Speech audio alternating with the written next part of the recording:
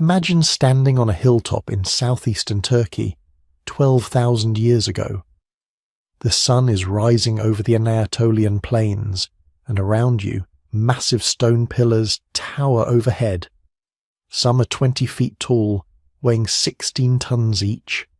They're arranged in perfect circles, their surfaces carved with intricate reliefs of animals, foxes, scorpions, vultures, snakes. The craftsmanship is breathtaking. And here's what makes your mind spin. Nothing like this should exist yet. Not for thousands of years. Because 12,000 years ago, humans weren't supposed to build temples. They weren't supposed to build anything permanent at all. They were hunter-gatherers, moving from place to place, living in temporary camps, following the herds.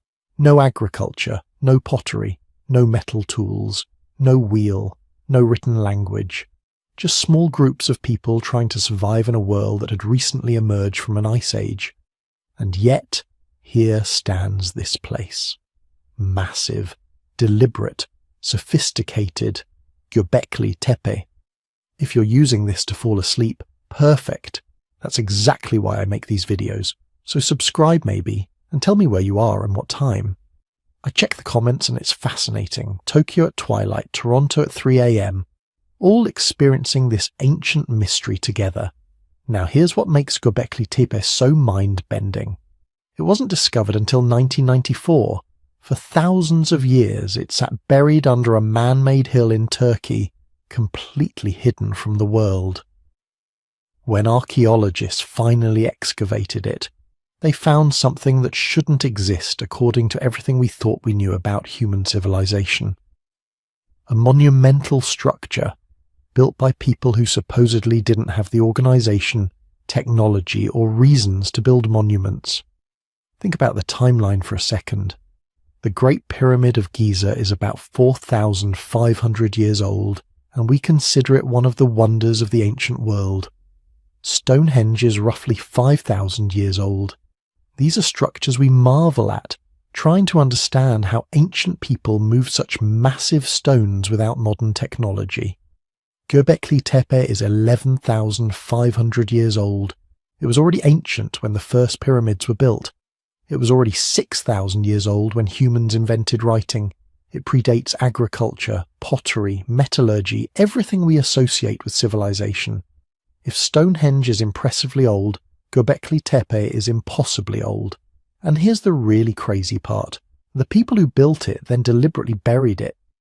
Around 8,000 BCE, they carefully filled in these massive stone circles with debris, creating an artificial hill that preserved the site for millennia. Nobody knows why. It's like they wanted future humans to find it, but only when we were ready. You know that feeling when you realize everything you thought you understood about something is suddenly wrong?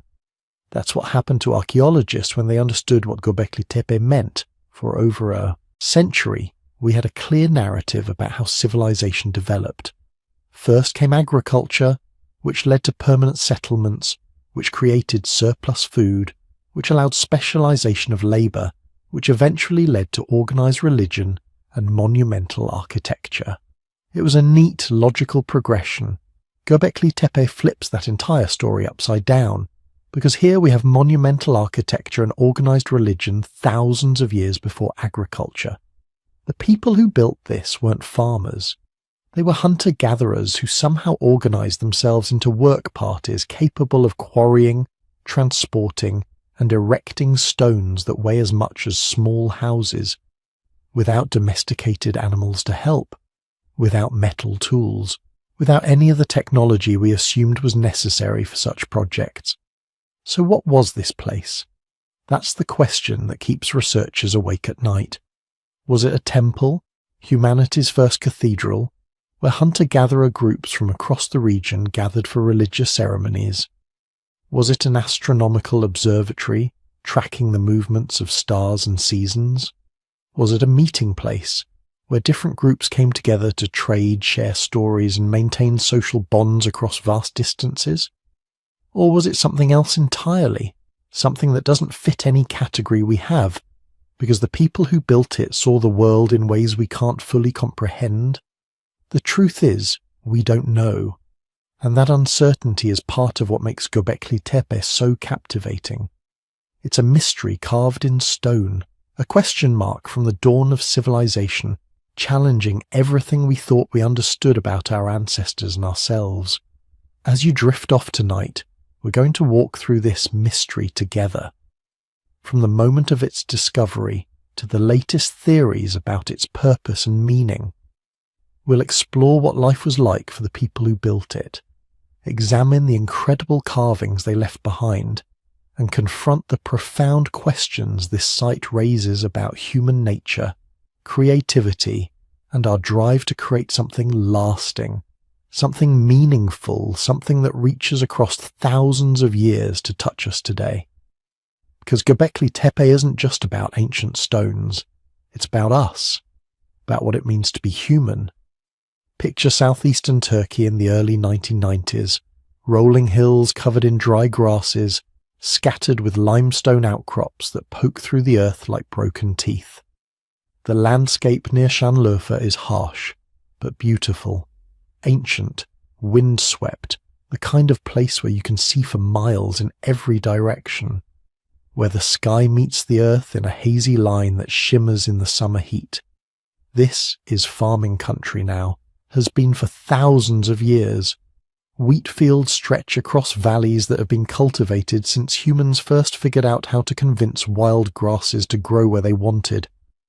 But underneath all that agricultural history, something much older was waiting. The locals called one particular hill Göbekli Tepe, Potbelly Hill. Not because of any archaeological significance, but because of its shape. A rounded rise about 50 feet high, maybe 1,000 feet across. Nothing special to look at, just another hill in a landscape full of hills. Farmers have been ploughing around it for generations, occasionally turning up pieces of worked stone that they'd toss aside and keep working. Sometimes they'd find fragments that looked almost intentional, carved maybe, but nothing that seemed worth investigating. In the 1960s, a team of American archaeologists did actually notice the hill. They were surveying the region, cataloguing potential sites, trying to map out the archaeological landscape of southeastern Turkey. They stopped at Göbekli Tepe, looked around, collected some surface finds, pottery sherds, a few pieces of worked stone. They made notes, took measurements, and moved on. Their conclusion? Medieval cemetery. Nothing of major significance. Just another burial ground from the Islamic period, maybe a few hundred years old at most. The site was catalogued and essentially forgotten. For 30 years, Göbekli Tepe sat there, growing wheat, sheltering occasional shepherds, keeping its secrets. 30 years during which archaeologists explored dozens of other sites in the region, uncovering Neolithic villages, Bronze Age settlements, Roman fortifications. But that strange pot-bellied hill, not worth the effort. The Americans had checked it out. Medieval cemetery. Case closed. Then in October 1994, a German archaeologist named Klaus Schmidt arrived. He wasn't looking for anything world-changing. He was just following up on old surveys, checking sites that had been catalogued decades earlier to see if modern archaeological techniques might reveal anything new. Schmidt was an expert in the Neolithic period, the critical window of human history when we transitioned from hunting and gathering to farming and settlement. He'd spent years excavating Neolithic sites across the Middle East. He knew what to look for. When he climbed that hill and saw the stones scattered across the surface, something clicked. These weren't random rocks. They weren't crude medieval grave markers. Schmidt could see immediately that the stones had been worked with sophisticated techniques, shaped, carved, deliberately placed. He picked up a few fragments and examined them closely. The workmanship was extraordinary, too refined for a medieval cemetery, too purposeful for a random collection of stones. And then he saw the first carved reliefs, not complete pieces, just fragments visible in the plough soil. An animal's head, the curve of what might be a human arm, abstract symbols he didn't recognize. His pulse probably quickened. Any archaeologist who tells you they don't feel that electric thrill when they realize they found something important is lying. Schmidt knew in that moment he was looking at something that shouldn't exist. Not here, not at this depth, not with this level of sophistication. He began excavation that same year. Not a massive dig, just careful, methodical exploration to understand what he was dealing with. Within weeks, his team had uncovered enough to confirm what Schmidt had suspected from that first visit. This wasn't a medieval cemetery. This wasn't even a typical Neolithic village. This was something unprecedented. Stone pillars, massive ones, some standing 15 feet tall and weighing 10 tons or more, arranged in circles, covered with elaborate carvings, and buried deliberately, carefully, as if someone wanted to preserve them for eternity. The emotional impact on Schmidt was profound. He described it later in interviews, trying to convey what it felt like to stand among those stones for the first time, to realize he was looking at architecture that predated everything he'd been taught was possible. He said it was like discovering a cathedral in a world where everyone assumed humans were still living in caves, like finding a symphony written in an age when people supposedly hadn't invented musical instruments yet. Before we go further into what Schmidt found, I want to ask you something. If you're listening to this right now, wherever you are in the world, would you leave a comment telling me where you're watching from and what time it is for you? I love knowing that these stories about our shared human past are reaching people everywhere, at all hours. Maybe you're drifting off to sleep in Tokyo. Maybe you're working a night shift in Sao Paulo. Maybe you're having breakfast in Oslo. Wherever you are, whatever time it is, thank you for being here. Schmidt spent the next 20 years of his life at Göbekli Tepe. Every summer, from 1995 until his death in 2014, he returned to that windswept hill and carefully, patiently, uncovered more of its secrets. He wasn't rushing. You can't rush work like this. Every stone had to be documented, photographed, measured, every layer of soil analysed, every fragment of charcoal collected for radiocarbon dating. The work was painstaking. Summer temperatures in southeastern Turkey can hit 110 degrees Fahrenheit. The site had no shade, no natural water source. Everything had to be brought in. Every tool, every piece of equipment, every drop of water for the crew. The stones themselves were massive, requiring specialised equipment just to expose them without damage. And the carvings, those incredible reliefs of animals and symbols, they were so detailed that cleaning them required dental tools and soft brushes, hours of work for every square foot. But Schmidt never wavered. He understood the magnitude of what he'd found. He knew this site had the potential to rewrite human history, to fundamentally change our understanding of when and how civilization began. That kind of knowledge doesn't come from quick excavations and hasty conclusions. It comes from decades of careful work, from patience and precision, and an almost obsessive attention to detail. His team expanded gradually. Turkish archaeologists joined the effort. Students came from universities across Europe and the Middle East.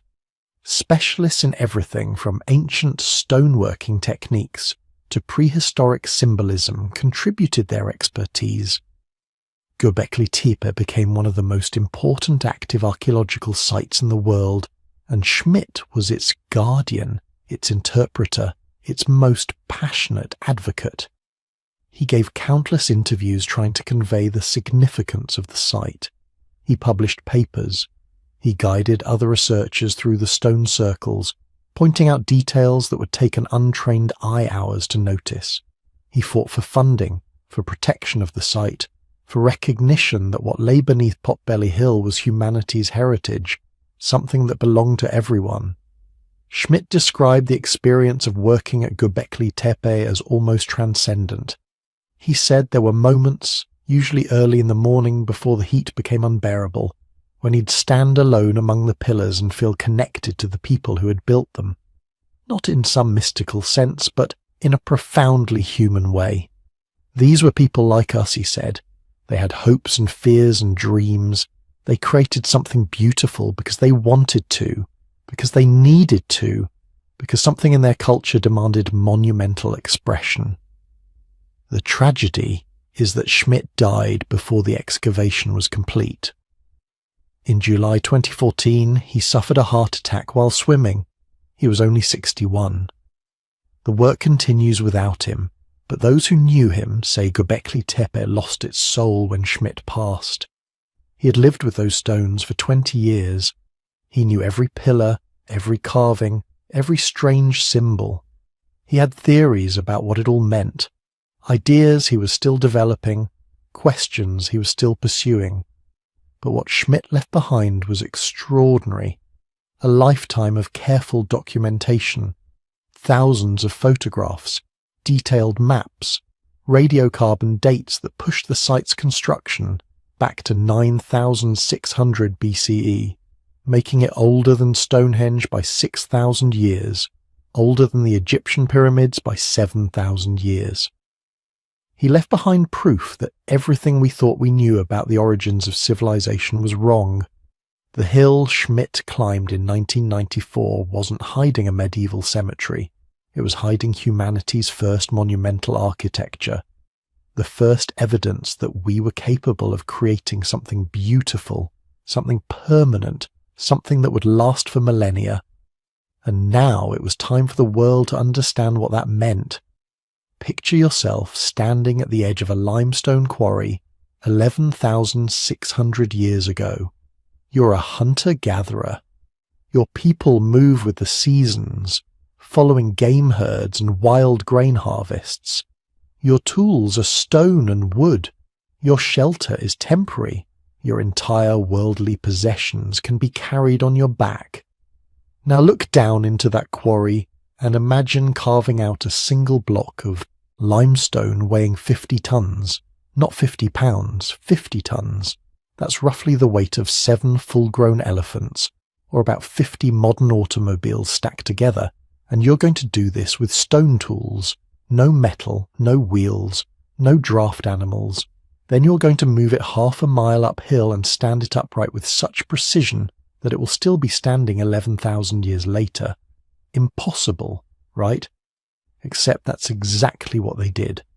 Not once, but dozens of times. Not for shelter, not for defense, but for something else entirely. Something that mattered so much they were willing to invest thousands of hours of backbreaking labor into creating it. Göbekli Tepe isn't just ancient. It's architecturally sophisticated in ways that shouldn't exist in the pre-pottery Neolithic period. When Klaus Schmidt's team began excavating the stone circles, they found something that broke every rule we thought we knew about how human societies develop. The site consists of multiple circular enclosures. At least 20 have been identified through ground-penetrating radar, though only a fraction have been excavated so far. Each enclosure follows the same basic design. A roughly circular wall, sometimes carved directly from the bedrock, sometimes built from smaller limestone blocks.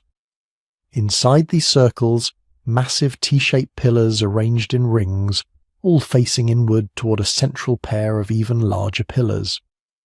The circles range from 10 to 30 meters in diameter, not small.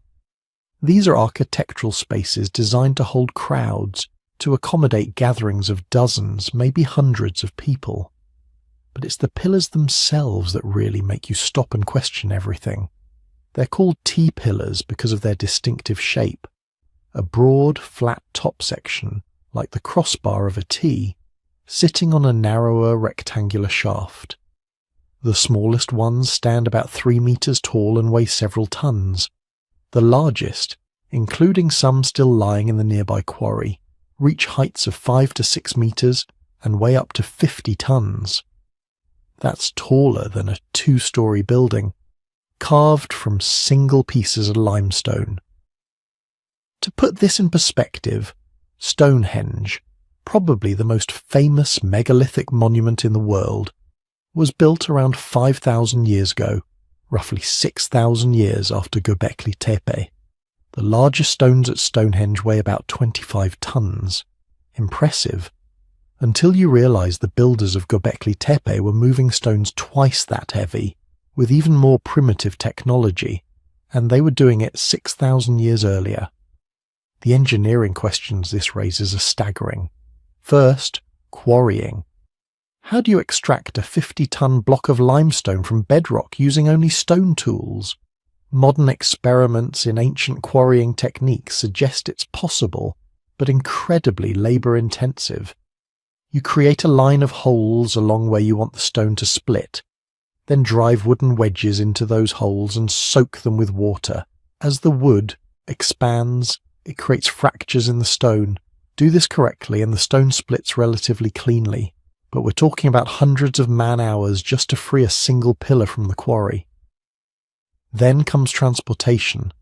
The quarry at Göbekli Tepe lies about 100 to 500 metres from the main structures, depending on which enclosure we're talking about. The terrain is uneven, rocky, uphill in places. Moving 50 tons across this landscape without wheels, without metal tools, without draft animals, it should be impossible. Yet they did it repeatedly. Some researchers suggest they used wooden rollers, placing logs under the stones and rolling them forward. Maybe. But tests with this method show you need dozens of people coordinating perfectly, constantly repositioning the logs as they roll out from behind the stone. Others think they might have used wooden sledges, dragging the stones on runners lubricated with water or animal fat. Also possible. Also requiring massive coordinated effort. The most conservative estimates suggest moving a 50-ton pillar would require at least 500 people pulling in unison. That's not a family group. That's not even a single band of hunter-gatherers. That's a massive coordinated labour force, all working together, all fed and organised for a project that might take weeks or months. But getting the stones to the site was only the beginning. Then you had to stand them upright. Think about the physics for a moment. A 50-ton pillar, 5 metres tall, lying on the ground. You need to lift one end, pivot it up, and drop it into a prepared socket in the bedrock without it breaking or falling on anyone. Modern engineers would use cranes, computer-calculated lifting points, steel cables. The builders of Göbekli Tepe had none of these things. They probably used earthen ramps, piled dirt and stones against one side of the pillar, creating a ramp. Use that ramp to gradually lever the pillar up, probably with wooden beams serving as levers. As the pillar rises, you build up the ramp higher, lever it some more, build higher, until finally the pillar is vertical enough to drop into its socket. Then you carefully remove the ramp without disturbing the pillar. It's theoretically possible. It's also terrifyingly dangerous and requires precise coordination among large groups of workers. And they didn't just stand these pillars up randomly. They positioned them with architectural precision. The pillars in each circle are evenly spaced, arranged in perfect rings. The central pillar pairs are positioned exactly in the centre of each enclosure, facing each other. This required planning. Someone had to design these spaces before construction began. Someone had to measure, calculate, coordinate. This is architecture, not just piling up stones. This is intentional spatial design at a level we didn't think existed 11,600 years ago. But what really separates Göbekli Tepe from any other Neolithic site is what's carved on these pillars. They aren't blank. Nearly every pillar is covered with intricate relief carvings. Animals mostly. Snakes, foxes, wild boars, aurochs, gazelles, vultures, scorpions, spiders. The menagerie of the ancient Near Eastern landscape. But these aren't crude scratches. These are sophisticated three-dimensional reliefs, carved deeply into the limestone, showing anatomical detail, motion, life. Some animals appear to be stalking, others are shown in aggressive postures, some seem to be interacting with each other. The foxes are particularly common, nobody knows why. They appear on multiple pillars across different enclosures, sometimes in groups, always rendered with careful attention to detail. The vultures are disturbing, massive birds with outstretched wings, carved so they seem to leap off the stone. In several cases, the vultures appear to be carrying human heads. This imagery would show up later in nearby Neolithic settlements where bodies were deliberately exposed to vultures as part of funerary practices.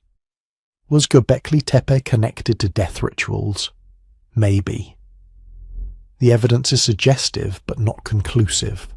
Then there are the abstract symbols, H-shapes, C-shapes, circles, crescents, arrangements of lines and dots that might be counting systems or might be purely decorative. We don't know. They don't match any later writing systems. They might be proto-writing, the earliest human attempts to record information symbolically. Or they might be religious symbols whose meanings died with the people who carved them. Some researchers think they might be astronomical.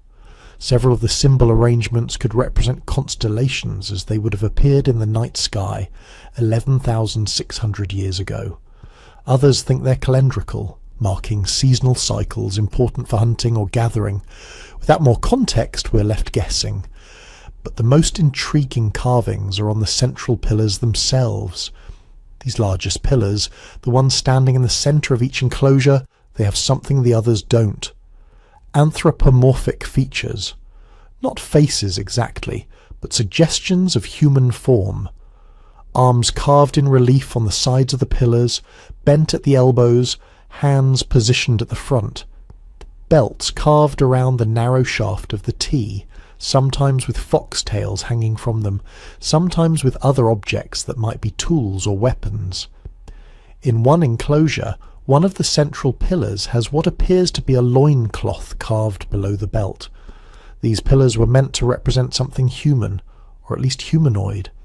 They stand taller than the surrounding pillars, positioned centrally, facing each other like sentinels, or perhaps like ceremonial participants frozen in stone.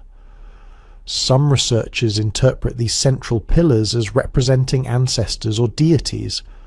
Others think they might represent the participants in whatever rituals took place in these enclosures, permanent stone witnesses to temporary human gatherings.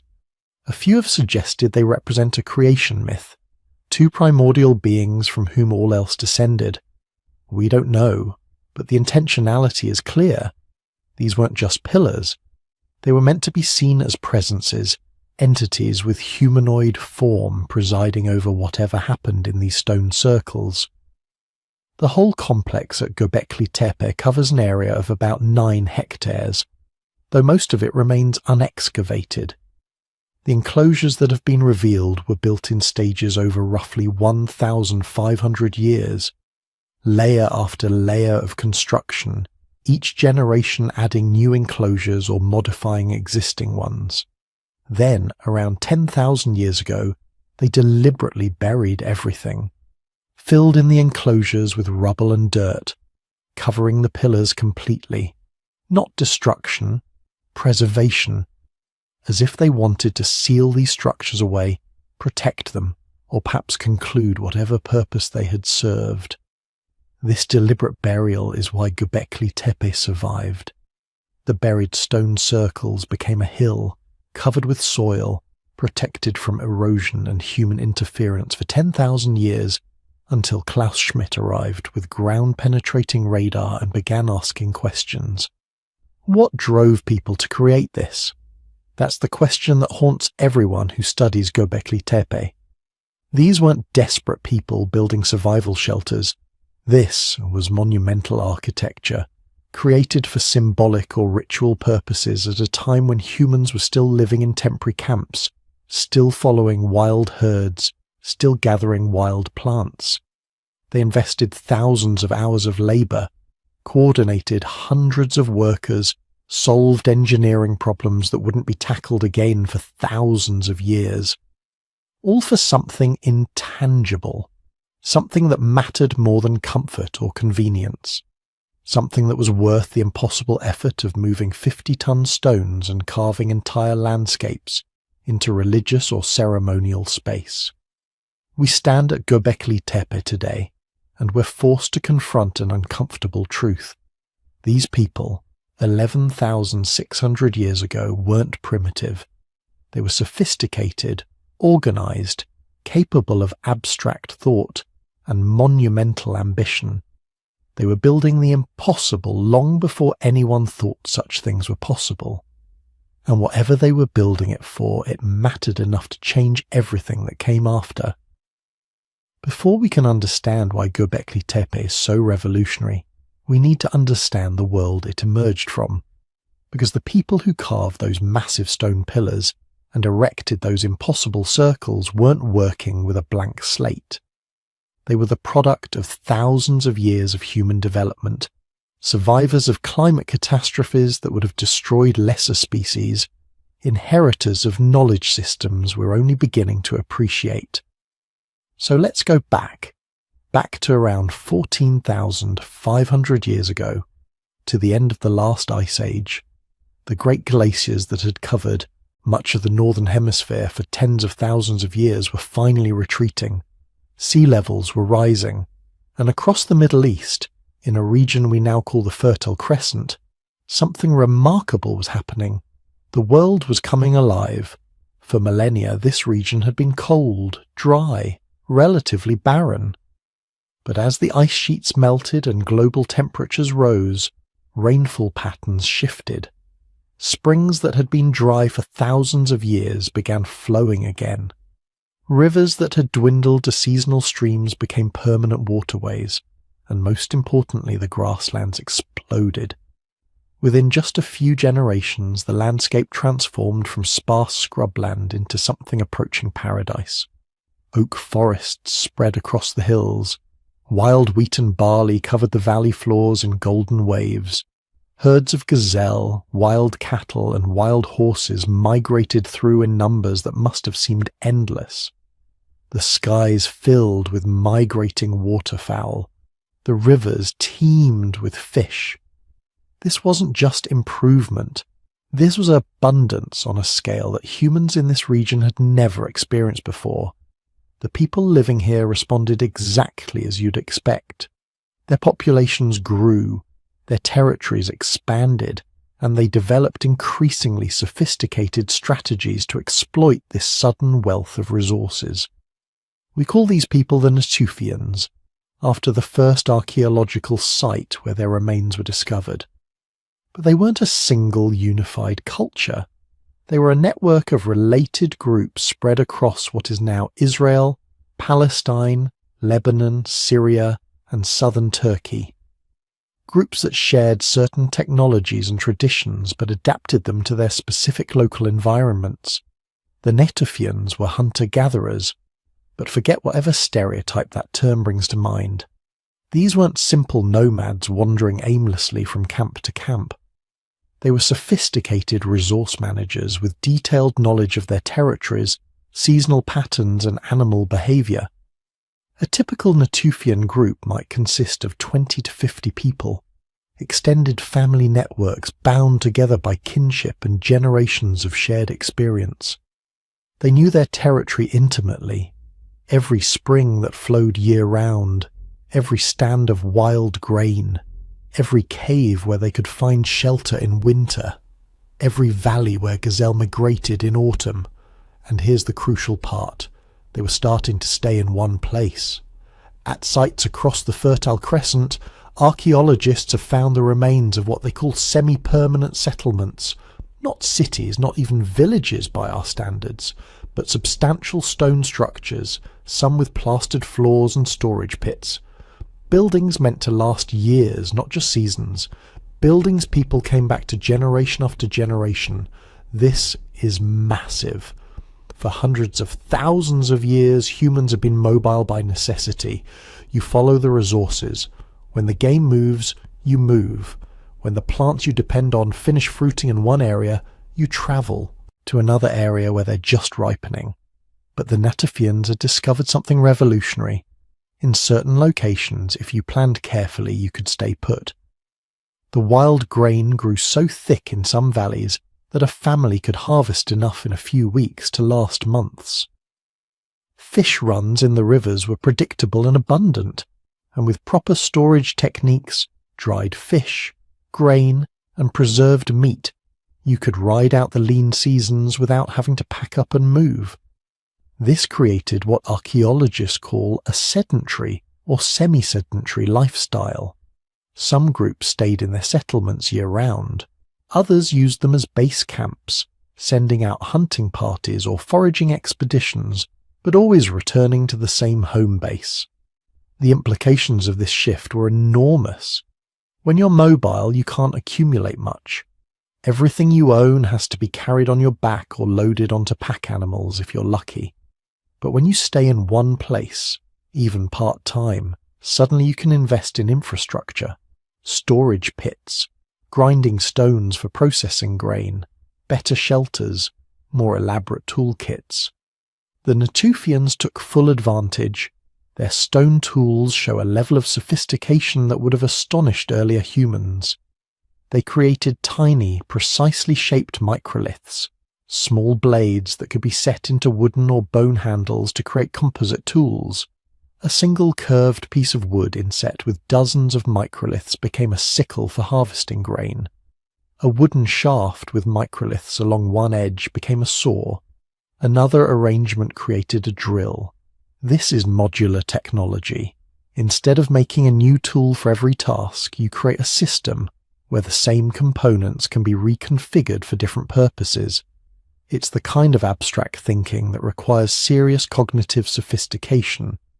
They were also developing food processing technologies that would have seemed like pure magic to earlier humans.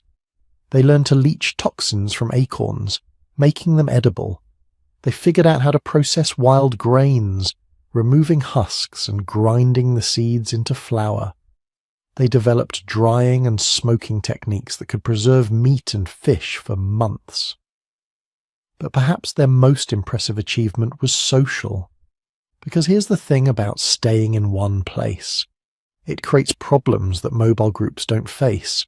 When you're nomadic, conflict is easy to avoid. Another group giving you trouble? Just move. Resources getting scarce? Find new territory. But when you're semi-sedentary, when you've invested time and energy into building structures and stockpiling food, you can't just leave. You have to figure out how to manage relationships with neighboring groups. The Natufians developed elaborate social networks to handle this. Trade systems that moved obsidian from Anatolian volcanoes hundreds of miles to settlements in the Levant. Shell beads from the Mediterranean appearing in sites far inland. Shared artistic traditions suggesting regular communication between distant groups. And they developed ritual. Elaborate burial practices that suggest belief systems we can only guess at. Bodies positioned carefully, sometimes with grave goods, sometimes with decorative shell beads, sometimes with both. At some sites they removed skulls from the dead and plastered them, creating what might have been ancestor portraits. This is religious thinking, or something very close to it. The belief that death isn't the end, that the dead remain connected to the living in some way that matters enough to justify time and effort in ritual.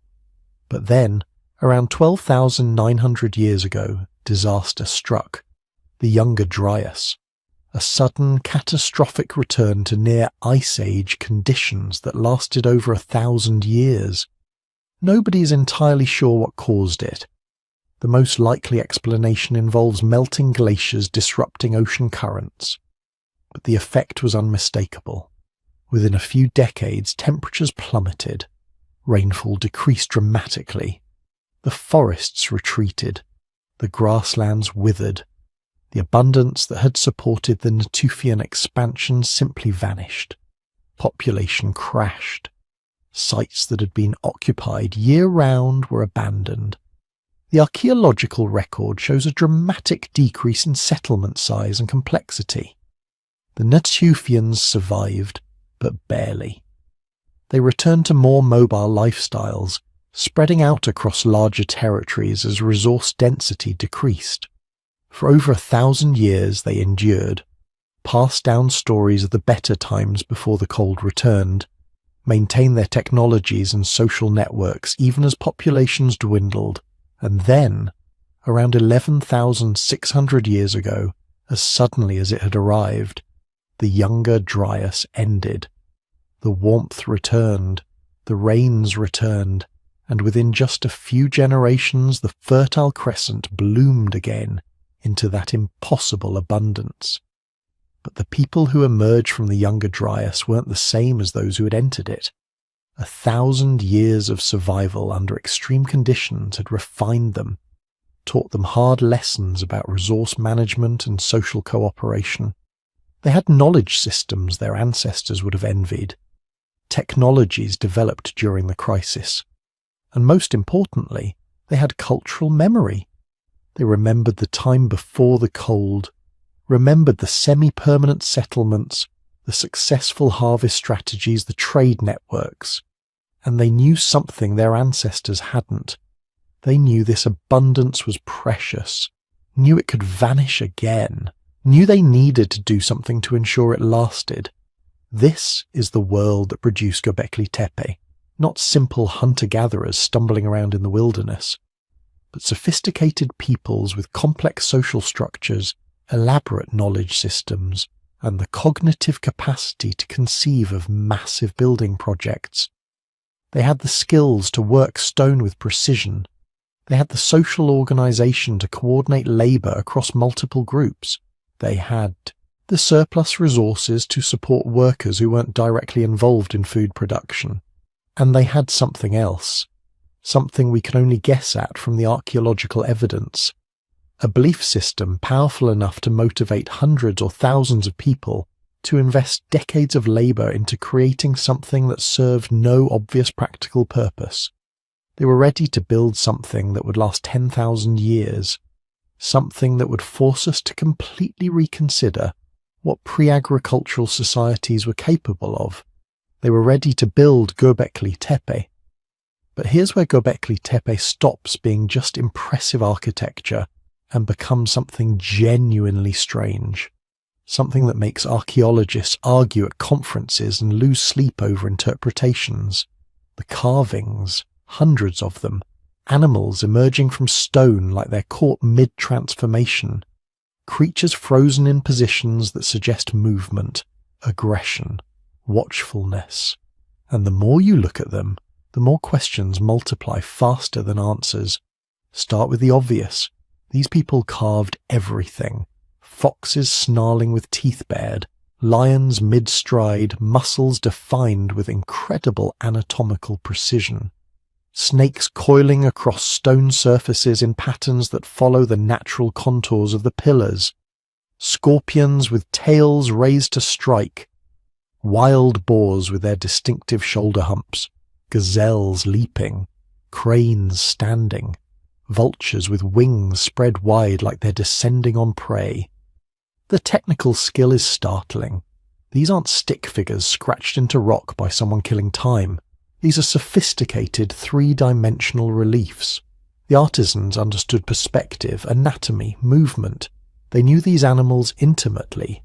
How a fox's ears tilt when it's hunting. How a lion's shoulder blades shift when it walks. How a vulture's wing feathers layer and overlap. But here's what keeps researchers awake. These weren't just decorative choices. This wasn't ancient wallpaper. Every single animal carved at Göbekli Tepe was dangerous. Predators, venomous creatures, animals that could kill you. There are no sheep, no deer, no rabbits, nothing gentle, nothing harmless, nothing domesticated. That last part is crucial. Remember, conventional archaeological thinking said agriculture came first, then monuments. Domesticate plants and animals, create food surplus, build permanent settlements, then, maybe generations later, start building fancy structures. But Göbekli Tepe's carvings show exclusively wild animals, not a single cow, not one goat. Nothing that suggests these people had even begun the process of domestication. This absence speaks volumes. These builders were still living in a world of wild things, still moving through landscapes where every day meant negotiating with predators and prey, still existing in that ancient relationship between humans and the natural world that we've mostly forgotten, the relationship where you're not necessarily at the top of the food chain, and they carve this reality into their monuments with obsessive detail. Take the vultures. They appear everywhere at Göbekli Tepe, sometimes alone, sometimes in groups, often positioned above other animals or near humanoid figures. One pillar, the so-called vulture stone in enclosure D, has sparked more debate than almost any other archaeological artifact from this period. The carving shows a vulture, wings spread, positioned above what appears to be a headless human figure. Nearby there's a circle with an animal inside, sometimes interpreted as a sphere or disc. And above all this, smaller figures, abstract symbols, geometric shapes.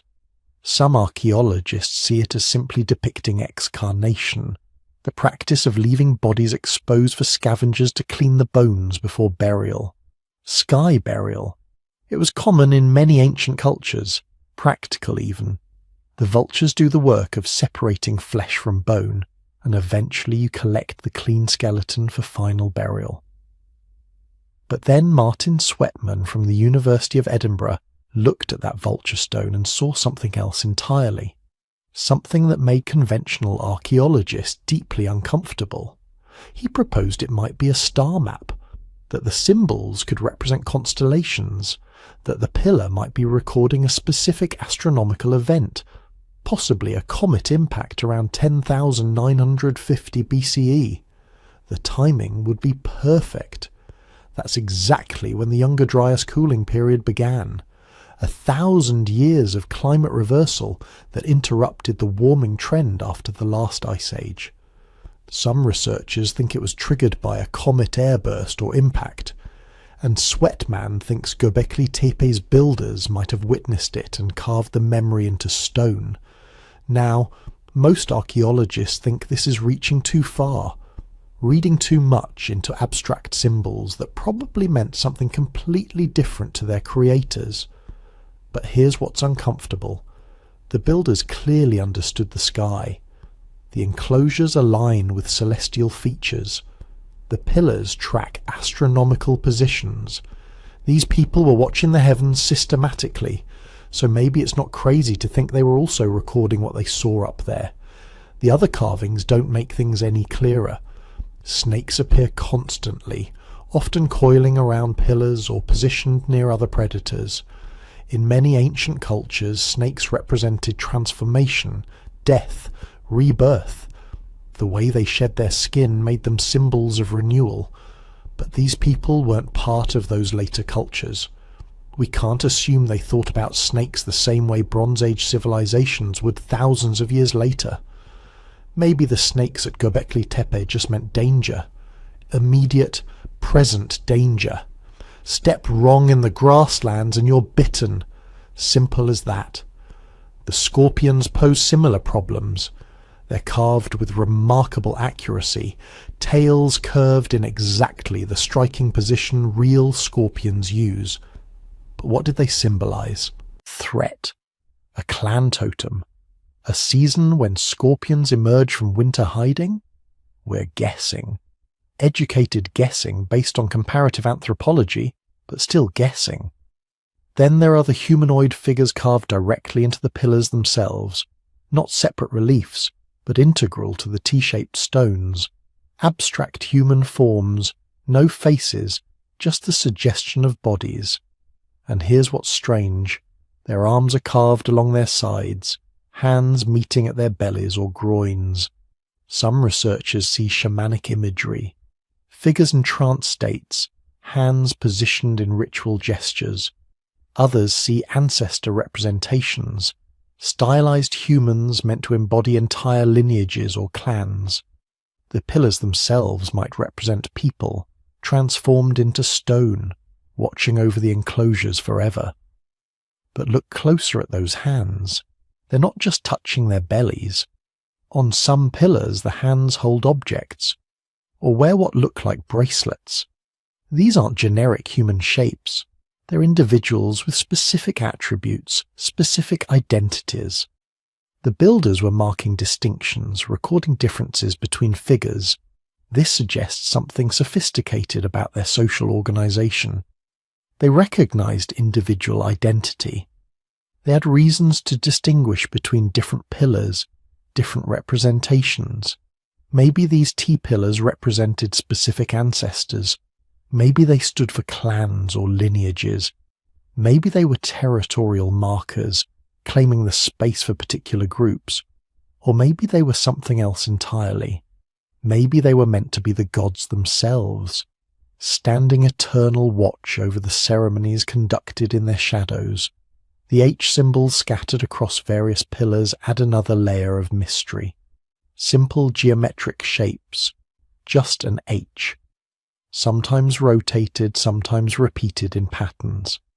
They appear on multiple pillars, sometimes near animals, sometimes alone. Archaeologists have proposed dozens of interpretations. Tally marks counting something, though what exactly remains unclear. Clan symbols marking which group contributed to a pillar's construction. Abstract representations of concepts we can't even guess at. The problem is they're too simple to decode without context. An H could mean anything or nothing. It could be the ancient equivalent of a mason's mark, just a signature saying, "Ugh, made this." Then there are the handbags, or at least that's what they look like. Carved objects held by some of the humanoid figures, rectangular shapes with handles. They appear in similar form at other ancient sites across the Middle East, which suggests they meant something consistent across cultures. But what? Some researchers think they represent buckets for ritual purposes. Others see them as symbolic objects, representations of concepts rather than actual containers. A few bold interpreters suggest they might be knowledge containers, symbolic representations of wisdom, or information being passed down. The geometric patterns are equally cryptic. Circles, lines, zigzags, crosshatches. Some form obvious patterns, others seem random, almost like doodling. But nothing at Göbekli Tepe seems accidental. The level of planning evident in the architecture suggests every carving was intentional. So maybe these abstract symbols encoded information. Maybe they were proto-writing, a way of recording concepts before true writing emerged. Maybe they marked sacred meanings that required years of training to interpret. Or maybe they were simply decorative, patterns that looked right to eyes that saw the world very differently than we do. The animal imagery, though, that keeps coming back.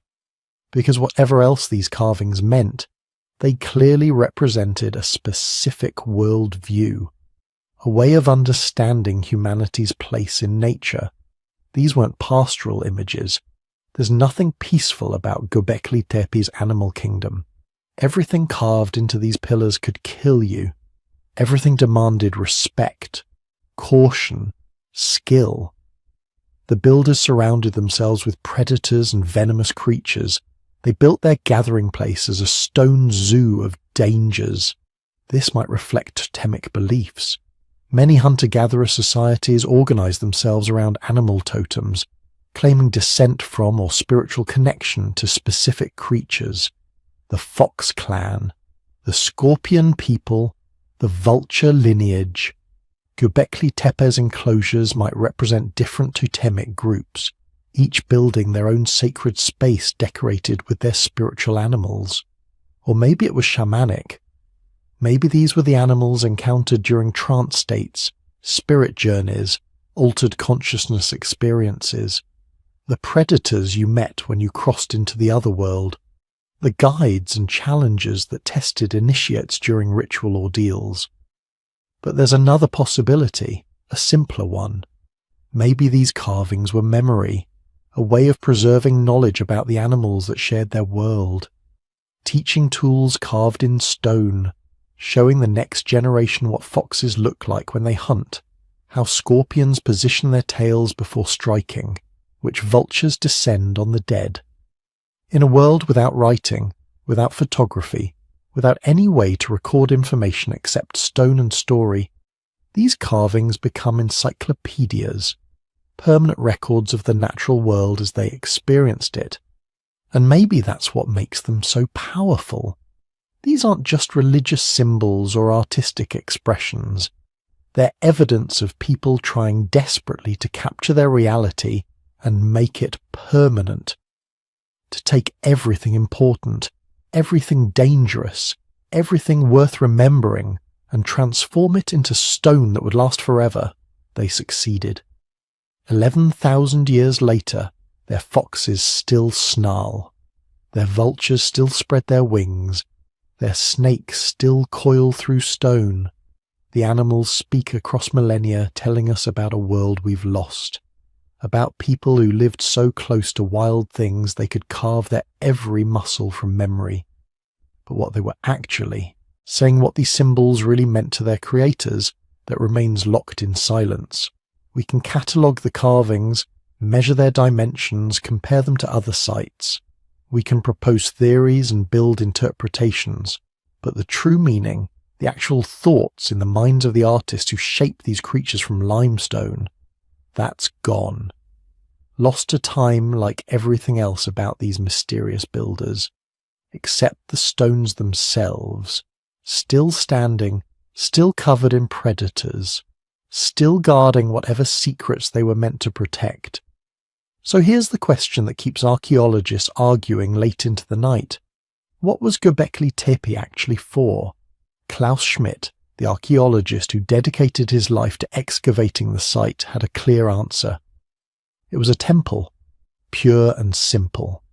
A sacred sanctuary built by hunter-gatherers who had no villages, no agriculture, no permanent settlements. Just an overwhelming need to create something holy. Schmidt's interpretation was based on decades of evidence. No residential structures, no hearths for cooking daily meals, no storage facilities, no trash middens full of broken pottery and discarded tools, nothing that would suggest people actually lived at Göbekli Tepe. Instead, what he found was monumental architecture on a scale that defied logic. Massive stone circles arranged with mathematical precision, pillars carved with sacred animals and mysterious symbols, floors kept meticulously clean, almost ceremonially pure. This wasn't a place where people lived their everyday lives. This was somewhere they went to touch the divine. Schmidt called it humanity's first cathedral, a place built specifically and exclusively for ritual purposes. Imagine that. Hunter-gatherers who are supposed to be struggling just to survive, spending years, maybe decades, quarrying 15-ton pillars and carving them with elaborate designs, all to create a space where they could gather and perform ceremonies we can barely imagine. But here's where it gets complicated, because not everyone agrees with Schmidt's interpretation, and the evidence, as it always does, tells multiple stories depending on how you look at it. Some archaeologists point to the animal bones, thousands of them scattered around the enclosures, gazelle, aurochs, wild sheep, birds, the remains of what must have been enormous feasts. Chemical analysis of the stone vessels found at the site shows residues of fermented beverages. These people weren't just performing quiet rituals, they were throwing parties, massive communal gatherings involving hundreds, maybe thousands of people, all eating, drinking and celebrating together. This has led some researchers to argue that Göbekli Tepe was less a temple and more a gathering place, a neutral ground where different hunter-gatherer bands could meet, trade, share information, arrange marriages, settle disputes.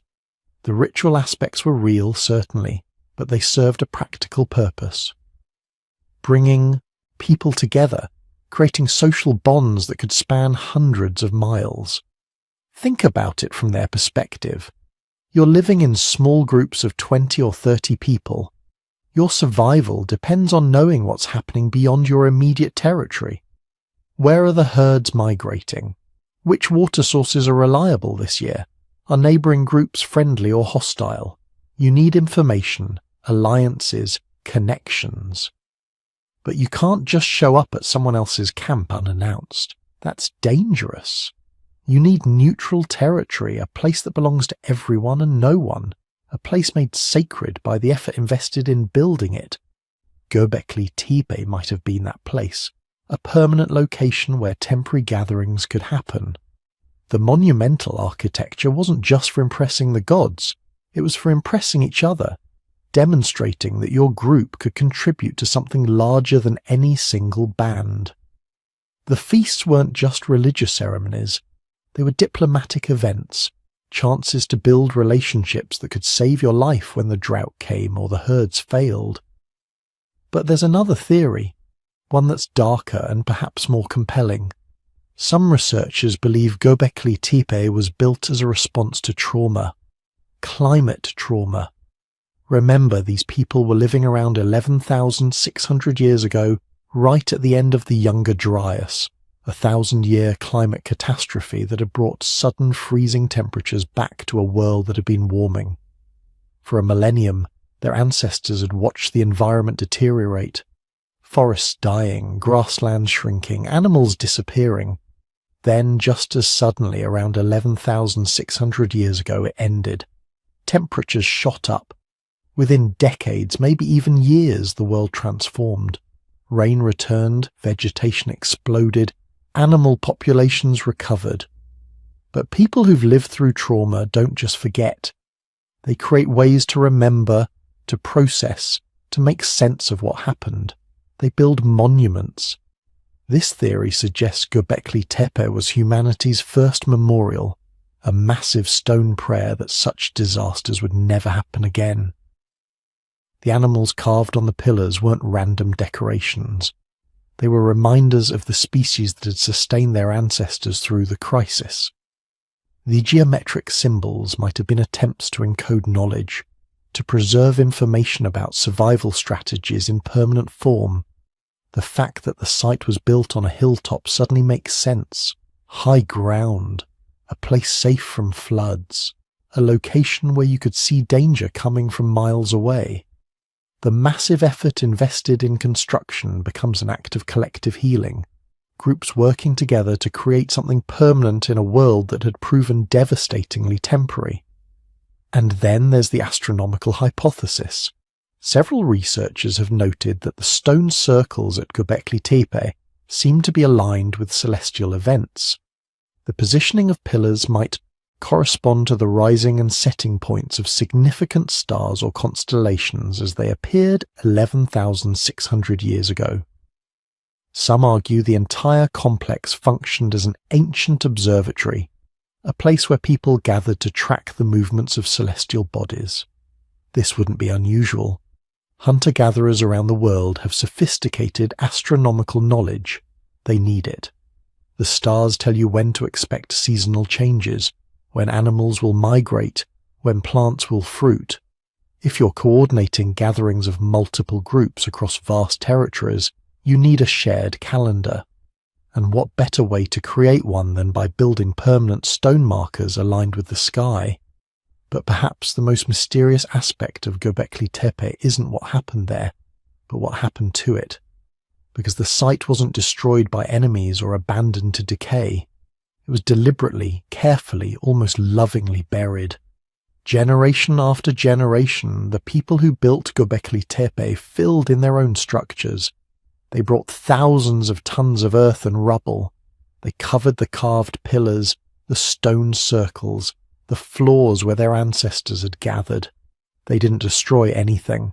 They preserved it, creating perfect time capsules that would survive for 12,000 years. Then they built new enclosures on top and eventually buried those too. This pattern repeated over and over for more than a millennium. Why? Some archaeologists think it was ritual closure, a way of sealing off sacred spaces when their religious function had been fulfilled. Like building a tomb for a temple, Others suggest it was practical. As the society evolved and new groups rose to prominence, they needed to establish their own sacred spaces, not just inherit their ancestors' shrines. But there's another possibility, one that's both more mundane and more profound. Maybe they were covering the old circles because they were building villages, because they were transitioning from mobile hunter-gatherers to settled farmers, because the world that had created Göbekli Tepe was ending, replaced by something new. The intentional burial happens to coincide with the first evidence of permanent settlements in the region, of systematic agriculture, of pottery and animal domestication, all the markers of the Neolithic Revolution.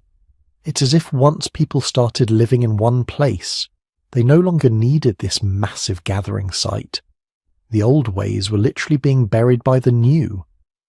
And maybe that's what Göbekli Tepe really was.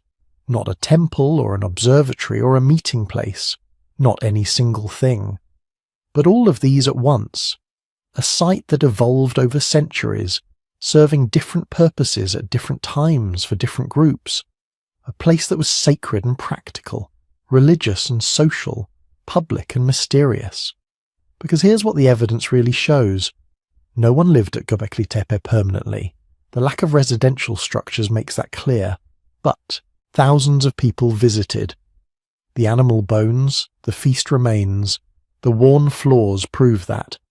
They came seasonally, probably during specific times of year when multiple groups could gather. They brought offerings, held ceremonies, shared meals, conducted business, arranged alliances. They carved new symbols into the pillars, each generation adding its own marks to the stone. And when they left it clean, ready for the next gathering, ready for the next ceremony, ready to remain sacred until the world changed so much that even sacred places had to be put to rest. That deliberate burial tells us something profound about the people who built Göbekli Tepe. They understood endings. They knew how to let go. When the time came to move on to become something new, they didn't destroy what their ancestors had built. They honored it by preserving it perfectly. They gave it a burial worthy of something holy. 12,000 years later, we're still trying to understand what they created, still debating whether it was temple or monument, observatory or gathering place, still marveling at the sophistication of people we once dismissed as primitive. Maybe that's the real answer. Göbekli Tepe was whatever they needed it to be, and what they needed was something permanent in an impermanent world, something that could hold their dreams, their fears, their knowledge, and their hope, something that would last, and it did. Here's what every history textbook told us for over a century. First came agriculture.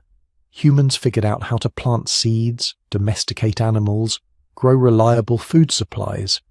This led to permanent settlements. Settlements led to surplus food. Surplus food created leisure time.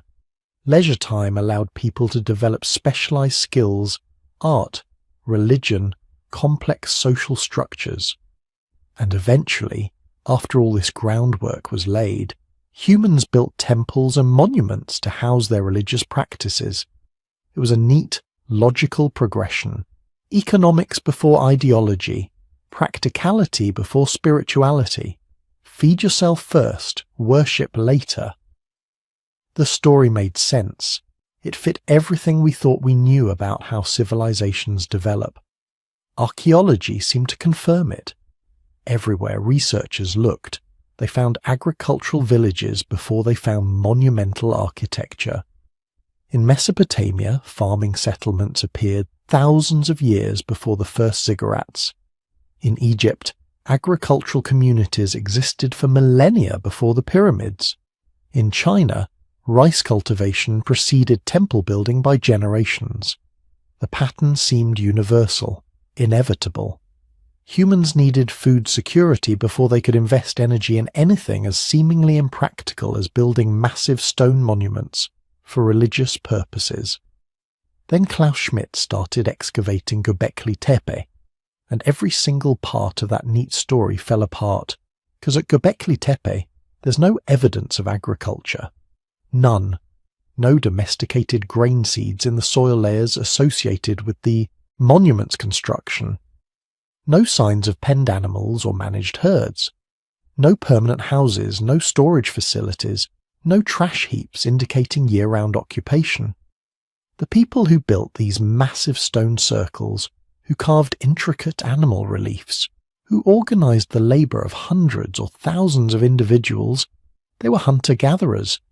They were supposedly living the hand-to-mouth existence that every textbook said left no time for monumental construction. They were the people who weren't supposed to be capable of this. Schmidt looked at this evidence and proposed something radical, something that turned 150 years of archaeological theory completely upside down. What if we had it backwards? What if religion didn't come after civilization? What if religion created civilization? Think about what Göbekli Tepe represents. These weren't simple shelters or practical buildings. Nobody lived here permanently. The massive effort that went into construction, the artistic sophistication of the carvings, the careful planning of the circular layouts, all of it served a single purpose. This was a sacred space, a temple, a place where scattered hunter-gatherer bands could come together to participate in something larger than themselves, something that transcended the daily grind of finding food and avoiding predators. Now imagine you're part of one of those hunter-gatherer bands 11,600 years ago. Your group numbers may be 30 people. You know the territories within a few days' walk, know where the wild game congregates seasonally, where the edible plants grow thickest. Your life is mobile, flexible, sustainable in its own way, but it's also isolated. You see the same faces every day. Your world is small. Then comes the season when multiple bands gather at the sacred site. Suddenly there are hundreds of people, maybe thousands, extended family you haven't seen in years, potential marriage partners, trading opportunities, stories and songs from distant territories. And at the centre of it all, those massive stone pillars rising from the earth, covered in carvings that connect you to something ancient, something powerful, something that gives meaning to the hardships of daily survival. This gathering, this sacred season, it becomes the most important part of your year. Everything else is preparation for it or recovery from it. And here's where Schmidt's revolution in thinking gets really interesting. To support gatherings of hundreds or thousands of people, even temporarily, you need massive amounts of food. More than you can hunt or gather in the immediate vicinity, especially if you're doing this repeatedly over decades or centuries. So you start planning. Maybe you notice that certain wild grains grow thicker near your campsites where you've disturbed the soil. Maybe you start deliberately scattering seeds in promising locations. Not farming, not yet, just encouraging nature to be more generous in places where you know you'll need food. Maybe you start managing wild herds, following them more closely, protecting them from other predators, guiding them toward areas where you'll be gathering. Not domestication, not yet, just gentle manipulation of animals that are still essentially wild. These aren't agricultural innovations driven by necessity. They're sacred innovations, driven by the desire to gather, to worship, to participate in something bigger than daily survival. The monument comes first. The need to support religious gatherings drives experimentation with food production, and eventually, gradually, almost accidentally, those experiments become agriculture. Schmidt called it the cathedral before the city, religion before civilization, the need to gather and worship, creating the conditions that would eventually lead to permanent settlements, domestication, and everything we recognize as the agricultural revolution. It's elegant, it's radical, and the evidence from Göbekli Tepe makes it terrifyingly plausible. Because here's what the site tells us. Construction happened in phases over centuries, each generation adding new circles, new pillars, new carvings. This wasn't a one-time project. It was a sustained cultural commitment spanning longer than the entire history of the United States. Hunter-gatherer bands, generation after generation, dedicating enormous resources to maintaining and expanding a sacred site. That kind of sustained effort requires powerful motivation, the kind of motivation that only shared belief systems can provide. And during those same centuries, the archaeological record shows something else happening in the surrounding region. Wild grains beginning to show morphological changes that suggest early cultivation. Animal populations showing the first signs of domestication. Small seasonal camps becoming slightly more permanent. The gradual, almost imperceptible shift from mobile hunter-gatherers to settled farmers. The traditional theory says those agricultural changes happened first, creating the surplus that allowed temple construction. Schmidt's theory says the temple created the need that drove agricultural experimentation. One interpretation makes humans rational economic actors who built temples after securing their food supply. The other makes humans spiritual beings who secured their food supply in order to build temples. Which version is right? The honest answer is we don't know for certain. And that uncertainty is where things get fascinating. Because the debate over Göbekli Tepe isn't just about one archaeological site, it's about fundamental questions of what drives human behaviour. Are we primarily practical creatures who turn to religion and art only after our material needs are met? Or are we primarily meaning-seeking creatures who will endure material hardship in service of spiritual and social needs? Some archaeologists push back against Schmidt's interpretation. They point out that absence of evidence isn't evidence of absence. Just because we haven't found signs of agriculture at Göbekli Tepe doesn't mean the builders weren't practicing some form of cultivation. Plant remains and storage structures might have been located elsewhere, in areas we haven't excavated. The hunter-gatherer groups in this region were living in an unusually rich environment, the northern edge of the Fertile Crescent, where wild resources were abundant. Maybe they were complex hunter-gatherers, sedentary or semi-sedentary groups with enough surplus to support monument building without agriculture. Other researchers suggest we're creating a false dichotomy. Maybe agriculture and monumental construction developed together, each reinforcing the other in a feedback loop. Experimental cultivation providing food for small gatherings, which motivated more ambitious construction projects, which required better food production, which led to more sophisticated agriculture, not one causing the other, but both emerging simultaneously from the same cultural moment. These debates matter because they shape how we understand ourselves. If Schmidt is right, if religion and shared belief really did spark the agricultural revolution, then we're looking at proof that human beings will reorganize their entire way of life in service of abstract ideas, that will develop new technologies, transform our relationship with the environment, abandon sustainable lifestyles that had worked for millennia, all because of stories we tell ourselves about meaning and purpose and the sacred. That's either inspiring or terrifying, depending on your perspective. It means shared belief systems can motivate almost unlimited cooperation and innovation. It also means we're capable of pursuing collective goals even when they might not be in our long-term interest. Agriculture wasn't necessarily an improvement over hunter-gatherer life. Early farmers were less healthy, worked harder, had less diverse diets. But if the drive to gather at sacred sites pushed us toward agriculture, we did it anyway. What Göbekli Tepe teaches us, regardless of which specific interpretation proves correct, is that our ancestors 11,600 years ago were far more sophisticated than we imagined. They were capable of abstract thinking, long-term planning, coordinated action on a massive scale. They could envision something that didn't exist and then bring it into being through sustained collective effort. They understood symbolism, ritual, the power of sacred space to bind communities together across distance and time. They were, in other words, fully human in every sense that matters.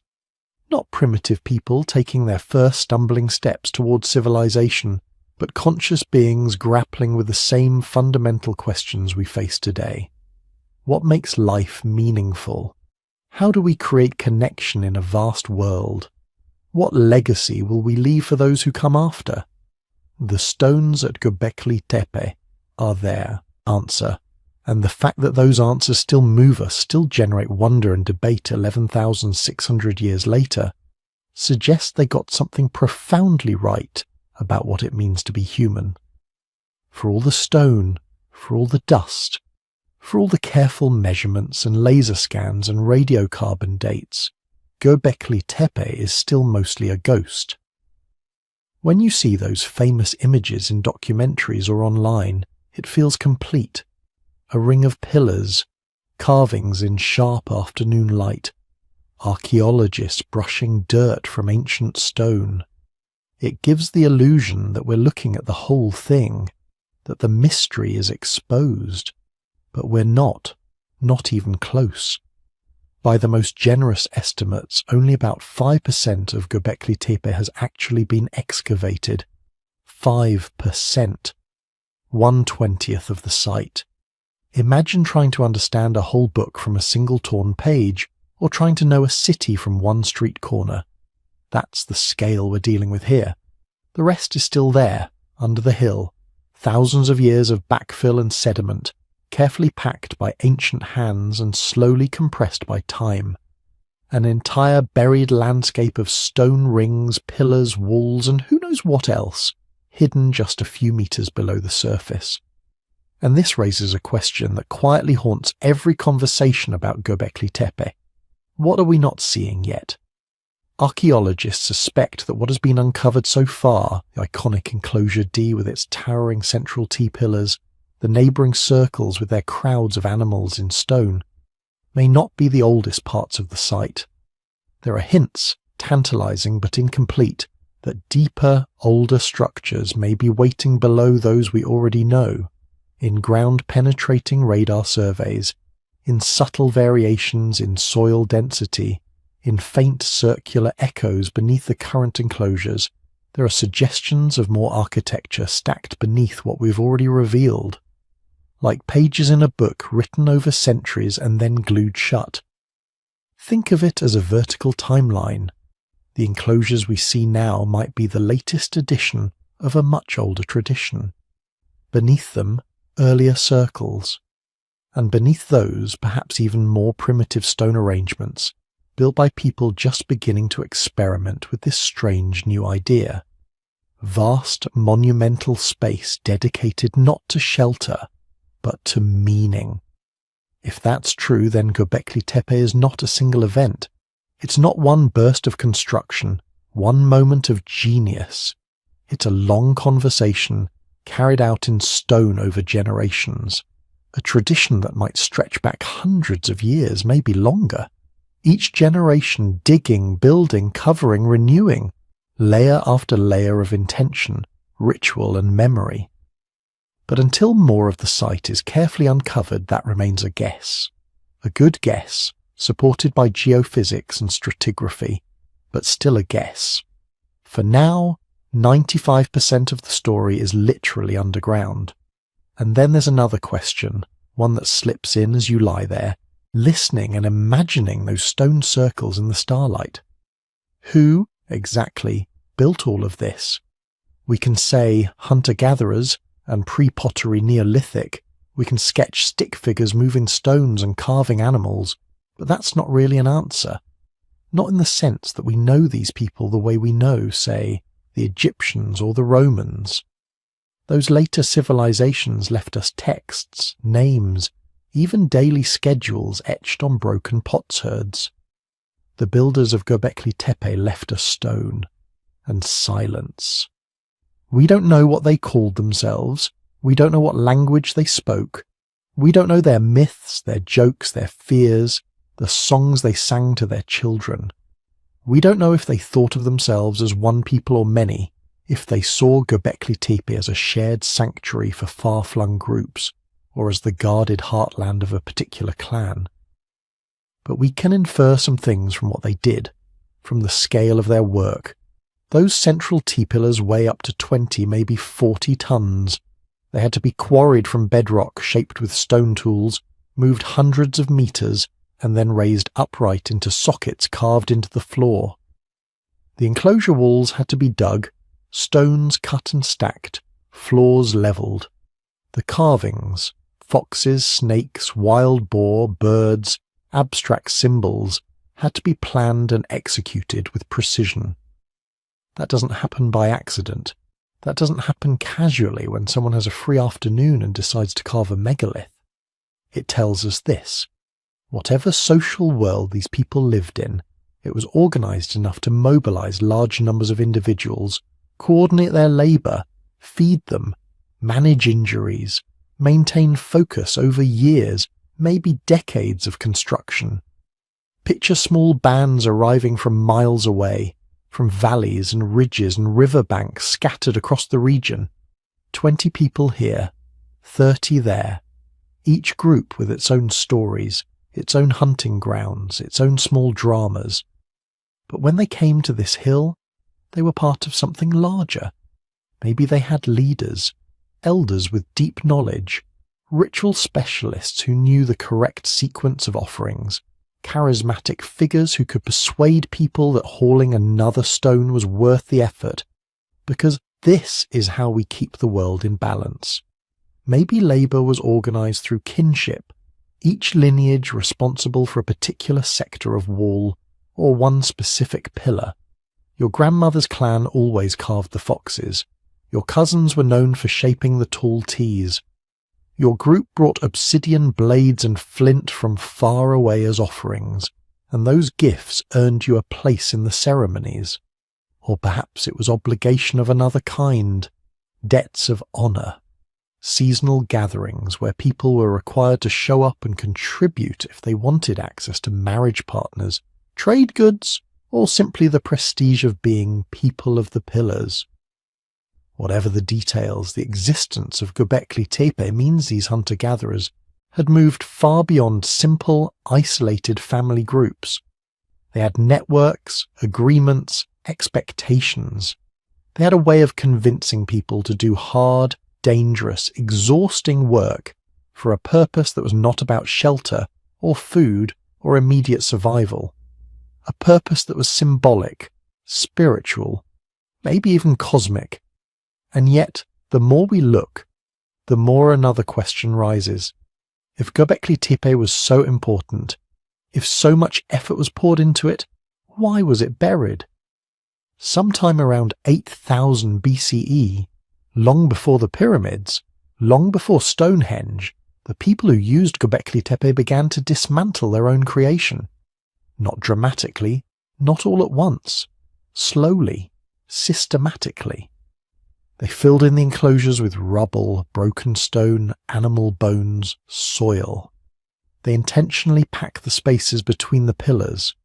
The great rings that had once stood open to the sky became sealed, choked, entombed. This wasn't abandonment in the casual sense. This wasn't a village slowly emptying as people drifted away. This was a project, a decision, a closure. Why? We don't know. We have ideas, but no single answer that fits neatly and cleanly. Maybe what we're seeing is a ritual of retirement. The enclosures grew old, too saturated with memory, too heavy with meaning. Newer circles could be built nearby, while the older ones were carefully put to sleep, buried in a way that preserved them, protected them, made them part of the underworld. Maybe belief systems changed. The gods or spirits or ancestors that Göbekli Tepe honoured might have faded, replaced by new ideas.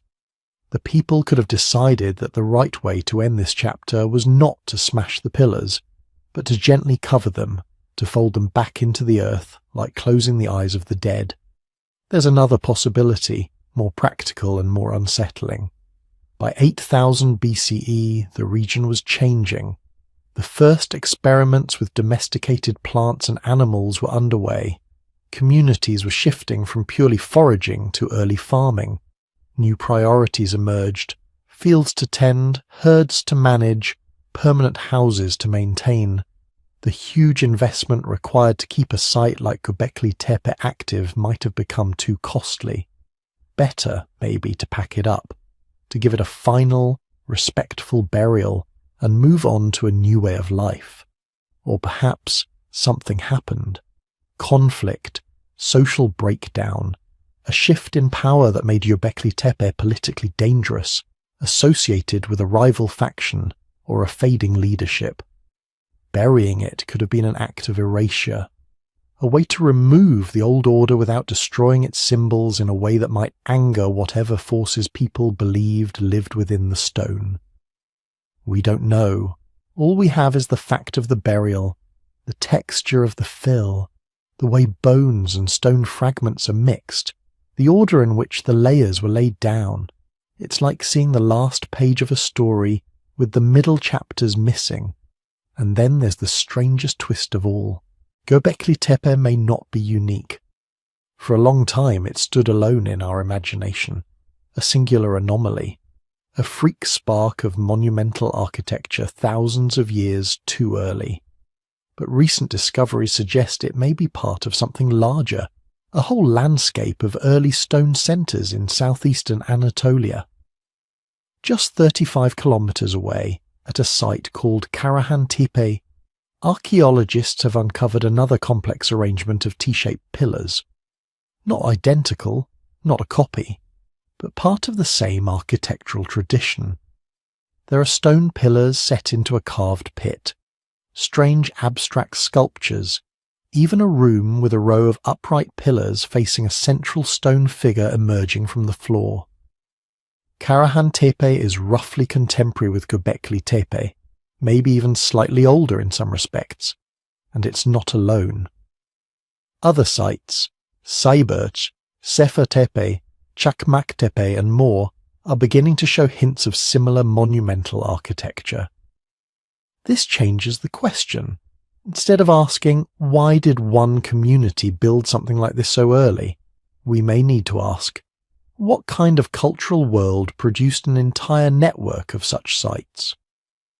Maybe Göbekli Tepe was not a one-off miracle, but one of several central places in a ritual landscape, sacred hills and valleys woven together by seasonal migrations, shared ceremonies, and long-distance ties of kinship and belief. To explore this invisible landscape, archaeologists are increasingly turning to technology that lets them see below the surface without digging. Ground-penetrating radar, electrical resistivity surveys, magnetometry, tools that read the subsurface like a blurred X-ray. At Göbekli Tepe itself, these methods have already revealed hints of more enclosures scattered across the mound. Circular anomalies, rectangular shapes that might be buildings, zones of disturbed soil that could be quarries or pits. Each new survey adds ghostly outlines to the map, suggesting more complexity, more architecture, more story. At Karahan Tepe and other nearby sites, remote sensing is doing the same, mapping buried structures before a single trowel touches the ground. It allows archaeologists to be strategic, to protect what's there, to plan slow, careful excavations in a world where every exposed stone begins a race against erosion and exposure. But there's a paradox. The more we see with technology, the more mysteries we uncover. Ground-penetrating radar might show a perfect circle beneath the topsoil, a ring of clear returns indicating buried stone. But it doesn't tell us what's carved on those stones. It doesn't reveal the expressions of the animals, the patterns of abstract symbols, the small chips and scratches that record centuries of use. Magnetometry can show us the ghosts of hearths and pits and walls. It can trace patterns of activity, but it can't tell us the stories people told around those fires, or the reasons one space mattered more than another. So we are, left in this strange in-between. We know there is far more to Göbekli Tepe than we've uncovered. We know there are likely older structures below the known enclosures, a deeper history waiting in the layers. We know there were multiple sites in this region where people carved and raised T-pillars, suggesting shared ideas, shared styles, perhaps even shared myths. We know someone organised the labour, structured the gatherings, decided when to build and when to bury. Someone stood where you now imagine yourself standing, at the centre of a stone circle, looking up at carved animals in the night sky, and felt that this place, on this hill, mattered. But we don't know their names. We don't know the shape of their gods, the full rules of their rituals, the exact stories they whispered to explain why a vulture or a fox or a headless figure carved in stone could hold power over life and death. And perhaps that's what draws us in, as you lie there letting the images drift through your mind. Göbekli Tepe is not just an archaeological site. It's a space of unresolvable questions. Will we ever excavate more than 5%? Maybe, maybe not. Excavation destroys as much as it reveals. Every layer uncovered is a layer removed forever. Future technologies might learn more from untouched deposits than we can today. So archaeologists have to choose carefully. What do we need to know now, and what mysteries should we leave for people who will come after us with better tools and sharper questions? Will we find an even older stone circle beneath the known enclosures, pushing the origins of monumental architecture back another few centuries? It's possible, the hints are there. But until someone opens those deeper layers, that possibility floats just out of reach, like a half-remembered dream. Will we ever know exactly why they buried it? Probably not in the way we'd like. There will be no inscription explaining the decision, no diary of the last overseer of the hill. Instead, we'll keep reading the fill layers, the patterns of bones and stones, the timing of the backfilling compared to the rise of villages and fields nearby. We'll build models, test ideas, adjust them as new evidence appears. And in the meantime, Göbekli Tepe will continue to sit there, under its protective shelter and under its untouched soil, an ancient riddle half solved. A reminder that for all our scans and surveys and theories, there is so much about our own past we still don't understand. As you drift towards sleep, you can imagine the hill as it is now, quiet, lit by the faint red glow of instruments at night, watched by cameras, measured by satellites, its shapes traced by invisible radio waves passing through the earth. Beneath all of that, the stone circles wait. Beneath some of those, perhaps older circles wait still. Around the hill in the wider landscape, other sites, Karahan Tepe and its cousins, are beginning to emerge from obscurity, telling us that this was not a single spark, but a whole constellation of early sacred places. We stand at the very beginning of understanding what any of it means. 95% of the story is still underground. And the part we can see, the 5% we've brushed clean and scanned and measured, asks more questions than it answers. Who built it? How did they organize themselves? Why did they bury it? What strange fusion of belief, necessity, memory and imagination drove them to shape a hill into a monument of stone and silence? Those questions don't have final answers yet. They may never have them, but they pull us forward, just as the stone circles pulled people to that hill 12,000 years ago. And as you let your eyes close, you join a very old tradition. Humans stare into the dark, surrounded by mysteries, making meaning from what little light they have, and knowing, deep down, that most of the story still lies hidden, waiting just out of reach. Now drift forward again, out of the stone circles and into the stories people would one day tell about places like this. Because here's the problem. Göbekli Tepe is 12,000 years old. The earliest written texts we have are maybe 5,000 years old. Between those 2 points is a gap longer than all of recorded history, and yet scattered across that gap in cultures that never met, never traded letters, never shared a priest or a king, we keep seeing certain patterns of story. A garden at the beginning of the world, a paradise on a high place between great rivers, a time when humans and animals were closer, when gods walked among stones, a catastrophe, a flood, a fall, a memory that something precious was lost. The question is not, did the people of Göbekli Tepe write the book of Genesis? They didn't, they couldn't. Writing didn't exist yet. The question is subtler and more haunting. Could the memory of worlds like theirs echo down through thousands of years of telling and retelling, until it finally crystallized as the myths we think we invented yesterday? Picture the map. Modern southeastern Turkey, the dusty uplands above the great arc of the Fertile Crescent.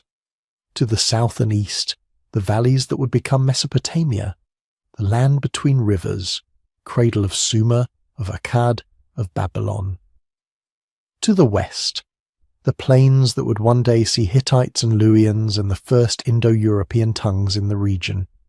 Göbekli Tepe sits like a knuckle at the northeastern edge of this whole system. Not in the biblical Garden of Eden, no, but not impossibly far away either. Ancient writers, trying to anchor their stories to real geography, placed Eden near the sources of 4 rivers, the Tigris, the Euphrates, and 2 others usually identified with waterways in or near this same broad region. The headwaters of the Tigris and Euphrates rise in highlands, not so far from where those stone circles still sleep under their artificial hill. Is that proof? No, but it is a kind of resonance. Imagine yourself as one of the later people of this land, a shepherd 5,000 years after Göbekli Tepe was buried. You don't know it exists. Your world is city-states and ziggurats and barley fields along the river. But the old stories your grandparents told you at night, their grandparents, and theirs before them, go back further than any temple you've ever seen. They talk about a time before the plough, when the ancestors gathered season after season at a holy hill in the north, a place of stones where the first animals were honoured, where the sky felt close and the gods closer. They talk about a turning point, a time when humans changed their relationship with the land, when the wild became enclosed, when abundance arrived, yes, but also rules, labour, hierarchy, the first bargains with the soil. Over centuries, as languages shift and memories blur, that ancestral hill becomes a garden. The hilltop location becomes a high place at the source of rivers. The shift from foraging to farming becomes eating from a tree of knowledge, a choice that cannot be undone. You don't remember the place. You just remember that before it people lived differently, and that after it we could never go back. This is how cultural memory works. It's not a tape recorder. It's not precise. It's more like a series of overlapping sketches, redrawn by each generation in slightly different colours, emphasising different lines, losing some details and adding new ones that make sense now. Anthropologists call these myths of origin, or charter myths. Stories that tell people who they are by telling them where they came from. They're not historically accurate, and they're not meant to be. They're emotionally accurate. They encode a feeling about some real transformation in the deep past. Göbekli Tepe was exactly that kind of transformation. For hundreds of thousands of years, humans lived as small, mobile bands. Then, in places like this hill, they did something new. They began to gather in great numbers, to build massive structures, to formalize rituals, to coordinate labor at scales our species had never tried before. That shift would eventually lead to agriculture, surplus, cities, kings. It's the most important turning point in human social history. If any real events were going to leave long-lasting fingerprints in our stories, it would be changes like this. Now blend that with something else. Catastrophe. The end of the last ice age wasn't smooth. Climate flickered back and forth. Wet periods and dry periods, cooling snaps like the Younger Dryas, sudden bursts of meltwater flooding down into lowlands, lakes rising and falling, shorelines migrating. Imagine living through those swings without meteorology, without satellites, without models. You'd just see the world changing in ways you couldn't control. One spring the herds don't come back. One generation the rivers run higher than anyone remembers. Another, the rain fails for 3 years straight. Archaeologists see hints that some of the stone circles at Göbekli Tepe may have been used for centuries, then deliberately filled in and replaced by new rings at slightly different levels, slightly different styles. To some, this looks like ritual rebuilding. To others, it looks like people responding to environmental instability, abandoning old enclosures, constructing new ones, renegotiating their relationship with the forces they thought ruled the world. If your life is tied to a sacred place on a hill and the climate shifts dramatically, what story do you tell? Maybe you say the gods sent a great flood. Maybe you say there was once a perfect time when the animals were plentiful and the rains were reliable, and then something humans did angered the powers of stone and sky. The waters rose, or the land dried, and the old world was washed away. Many cultures hold flood myths: Mesopotamian, Indian, Greek, Native American, Pacific Islander. Some probably reflect local river disasters, and in Mesopotamia, where the land is flat and the rivers unpredictable, catastrophic floods are natural storytelling material. But a few researchers have wondered whether the very oldest strains of these myths might trace back not just to single events, but to an era of change, to the end of the Pleistocene, when melting ice caps, shifting coastlines and swollen rivers shaped the landscapes and the lives of everyone from Anatolia to the Persian Gulf.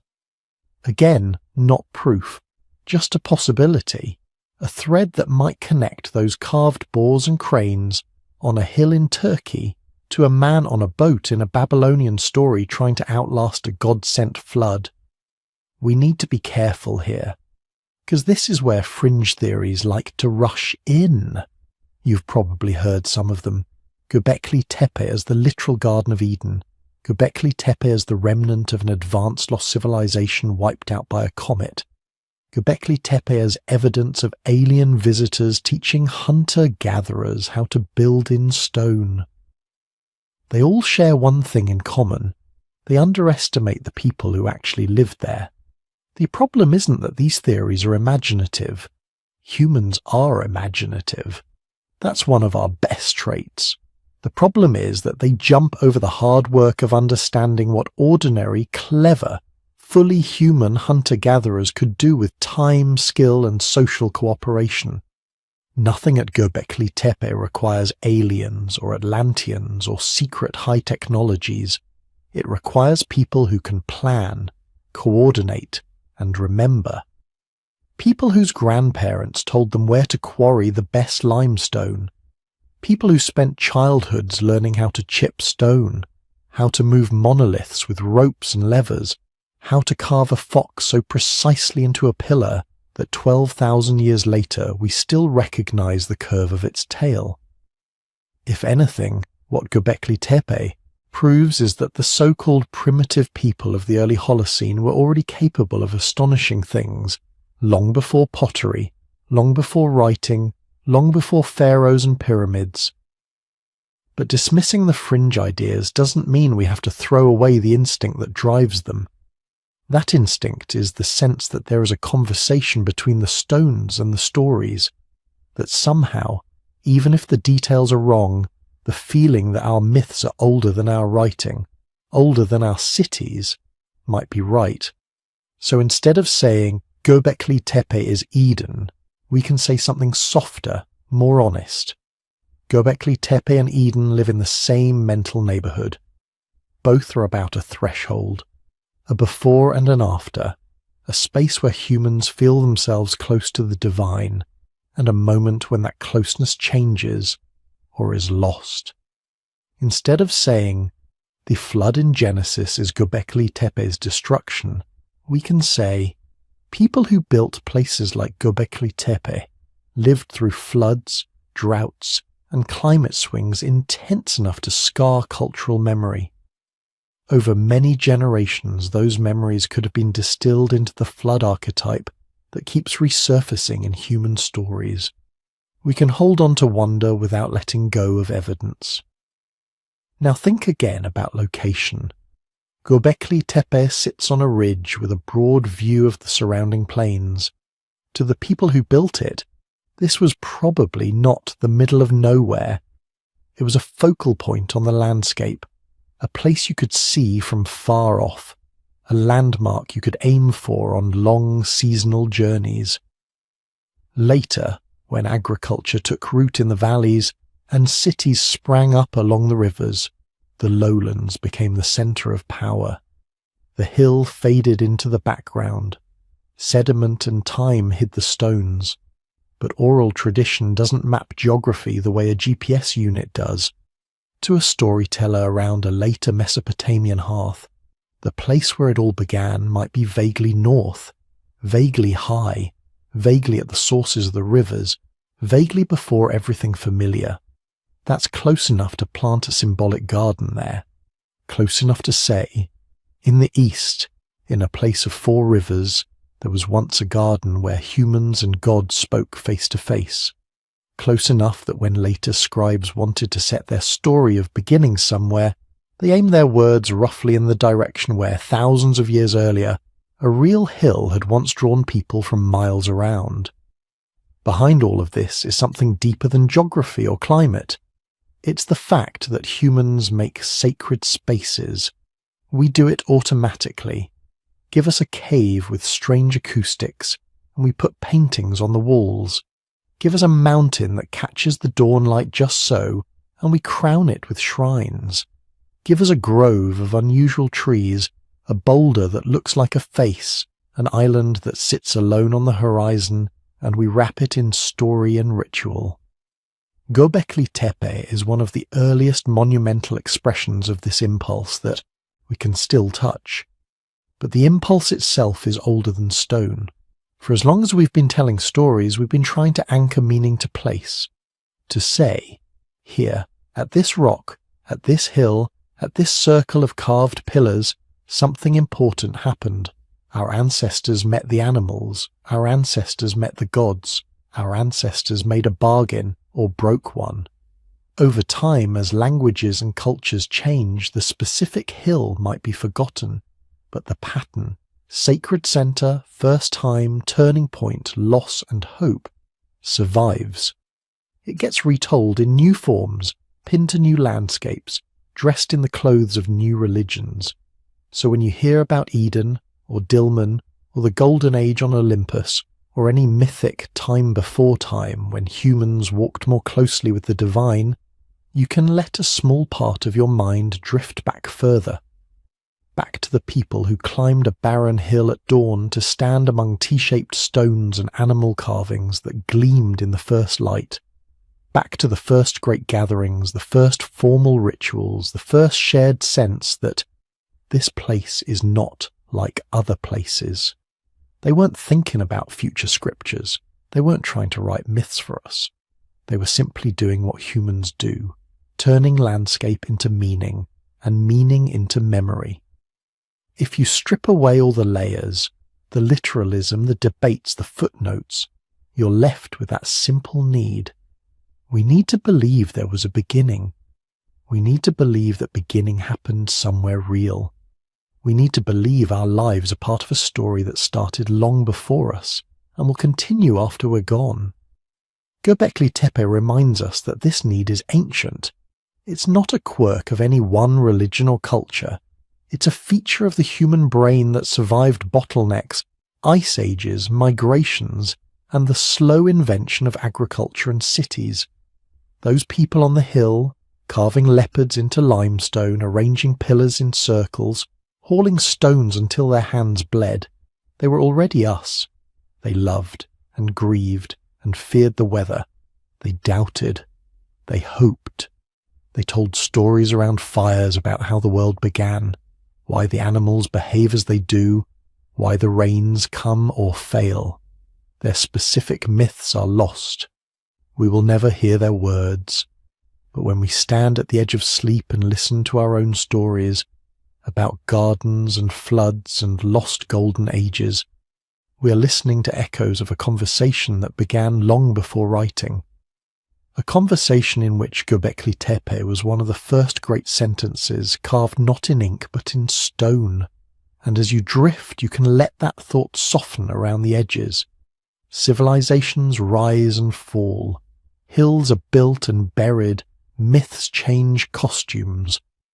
But the underlying pattern, humans gathering, humans remembering, humans sanctifying a piece of earth to make sense of a vast and unpredictable world, that endures. It endured from obscure hunter-gatherer bands to Sumerian priests to biblical scribes to archaeologists brushing dust off ancient pillars, and now to you, lying in the dark, letting your mind wander through a temple before time. In that way, the stones and the stories are still talking to each other, and you are listening in. So what does it all mean? You're lying there in the dark, listening to this story about a hill in southeastern Turkey, about stones and pillars and a time so far back it barely feels real. But Göbekli Tepe isn't just an archaeological curiosity. It's a message, a signal that travelled 12,000 years to reach you. It tells you something about what humans are and what we've always been. Start with the most basic question. How do a few hundred hunter-gatherers, with no metal tools, no wheels, no domesticated animals strong enough to pull sleds, carve and raise stones that weigh more than a truck? How do they plan those ringed enclosures, line up the twin T-pillars in the centre, coordinate quarrying, carving, transport, construction, and then do it again and again and again as old circles are buried and new ones raised? They don't do it by accident. They do it with cooperation on a scale we weren't supposed to have back then. They do it with shared stories powerful enough to pull scattered bands from miles around to one place on a hill. They do it with agreements, with obligations, with something like ritual calendars and rules. Not written down, but remembered in minds that had to hold architecture, myth, engineering and etiquette all at once. Göbekli Tepe is a fossilized trace of organized human cooperation, not just a campsite or a hunting blind or a temporary seasonal shelter, a project, a goal, something that took planning over years, maybe decades. You don't drag a 16-ton pillar out of bedrock because you're bored. You do it because everyone around you agrees that this matters more than anything else right now. When you look at those circles, you're seeing proof that the capacity for large-scale teamwork isn't an invention of cities and writing and kings. It's older, much older. It's baked into the way human minds work. We evolved in scattered bands, yes, but the same brain that tracks who's related to whom, who shares food, who remembers stories by heart, can also track work crews, ritual roles, building phases. The hunter who can read a trail can also read a carved vulture on a stone and feel that it means something, even if he can't explain why. So Göbekli Tepe whispers something very simple and very unsettling. Civilization didn't magically appear when we planted the first fields. Pieces of it were already there. The ability to gather in large groups without tearing each other apart, the instinct to create shared symbols, the willingness to work for weeks or months on something that has no direct survival payoff. Those are the scaffolding of civilization, and they're standing there in that hillside sanctuary 7,000 years before the pyramids. This is why, in 2018, the world's heritage bureaucracy finally caught up with the dreamers and put a neat label on this place. UNESCO World Heritage Site. It sounds dry, a phrase from a committee meeting. But underneath it is a quiet confession. We had to admit that this hill of buried circles isn't just a local curiosity. It's not just another ruin among ruins. It's part of the tiny global set of places where the story of us changes direction. World Heritage status is a kind of shield. It means the stones are now under the formal protection of not just one government, but of an entire international system. It means buffers and regulations and conservation plans. It means funding for site shelters to keep the carved surfaces from crumbling under sun and rain. It means careful paths for visitors so millions of curious feet don't wear away 12,000 years of history in a single tourism boom. And there is another layer to that shield, a moral one. Göbekli Tepe forces us to ask how we treat deep time. Do we strip ancient sites for stone, bulldoze them for new roads, or do we slow down, put a roof over them, post a guard, and teach people that this hill isn't just dirt? It's memory made physical. Preservation is its own kind of cooperation. Generations of archaeologists, conservators, local communities, policymakers, and yes, sleepy viewers listening to videos like this one, all quietly agreeing, this is worth keeping. That's not trivial. Every dollar spent protecting Göbekli Tepe could be spent on something else. Every law that limits what can be built nearby could be loosened. The decision to preserve is yet another human bet on the future, an investment in people not yet born, who may stand under that sun and look at those pillars and feel that same shiver you feel in the dark now. And at the centre of that shiver is an uncomfortable realization. We were wrong about prehistoric humans. For a long time, the standard story went like this. Before agriculture, humans were clever animals, smart but mostly practical. They hunted, gathered, made simple tools, told stories around the fire, but they didn't, supposedly, build monumental architecture or complex symbolic systems. They didn't invest in stone temples. They were too busy surviving. Then Göbekli Tepe surfaced from its blanket of soil and said, absolutely not. Look closely at those pillars, at the three-dimensional foxes that seem to twist out of the limestone, at the snakes, scorpions, cranes, vultures, abstract H-shapes, and headless human figures. The reliefs are crisp, confident. This isn't a first stumbling attempt at carving. This is a style already in full bloom, which means there was a tradition behind it that we haven't even found yet. The layout of the enclosures, the way newer ones partially echo the older, the intentional burial of circles that still could have been used, all of it points to symbolic thinking layered on symbolic thinking, to traditions with a memory of their own. When you see this, you're forced to admit something humbling. The people who built Göbekli Tepe were as intelligent as you are. Not almost. Not for their time. Full stop. Their brains were the same capacity for language, abstraction, art, the same tendency to lie awake at night thinking about death, or dreams, or the shape of the sky. The gap between them and us isn't mental hardware, it's context, technology, the accumulated, layered knowledge of thousands of years.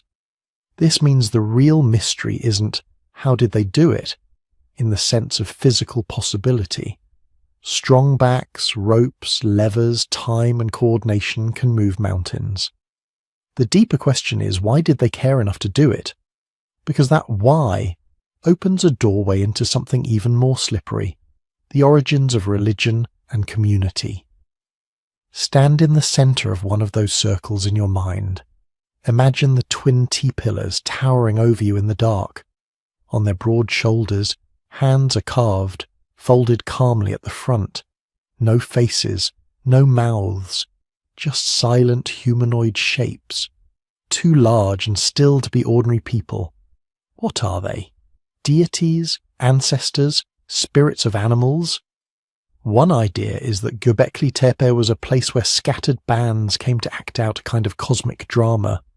The animal carvings could represent clans, seasons, stories about how the world was ordered. The vulture imagery might hint at excarnation rituals, the sky taking the dead. The headless figures could signal that the self ends, but something, memory, spirit, name, continues. But here's the important thing. Whatever rituals happened there, whatever myths were told, they weren't private. They required a gathering, a crowd, people seeing each other, not just the stones. Religion, in that sense, isn't just belief. It's coordination technology, a way to get dozens, maybe hundreds of people to align their behavior and expectations using something more powerful than simple barter or threat. If we all show up on the hill at the right time and we all perform the right actions under the gaze of these carved beings, then the world will continue, the animals will return, the rains will come, our dead will not be lost. Do you need grain fields to feel that need? No. All you need is uncertainty, death, randomness, weather that shifts without warning. All you need is love for people who die and fear for children who might not live. Göbekli Tepe suggests that the impulse to ritualize, to sacralize, to anchor meaning in a physical place didn't wait for cities. It came first.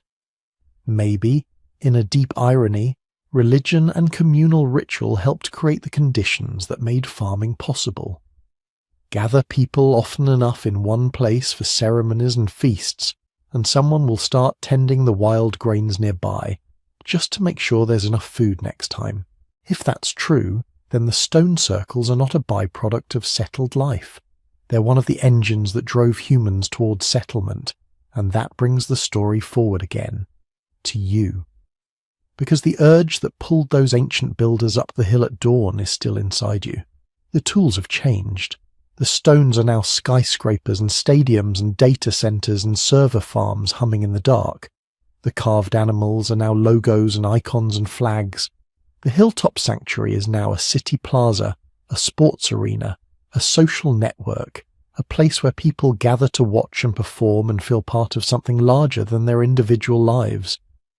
But the core feels familiar. We keep building things that outlast us. Cathedrals that took centuries to complete. Space telescopes that will keep watching the universe after their designers are gone. Online worlds that will continue changing long after the first users have died. Art, laws, institutions, songs. We pour energy into these projects in ways that don't make strict survival sense. You don't need a carved stone circle to eat. You don't need a symphony to drink water. But we make them anyway, because survival at the bare minimum isn't enough. We want meaning. We want stories that explain why waking up tomorrow is worth the effort. Göbekli Tepe is a very old mirror that shows us this clearly. Strip away the smartphones and satellites. What's left are humans gathering, telling stories, performing rituals, marking a sacred center in the landscape, saying, here is where it matters. Here, under these watching stones, we are more than hungry bodies. We are part of a pattern. That pattern is what you're brushing against as you drift towards sleep.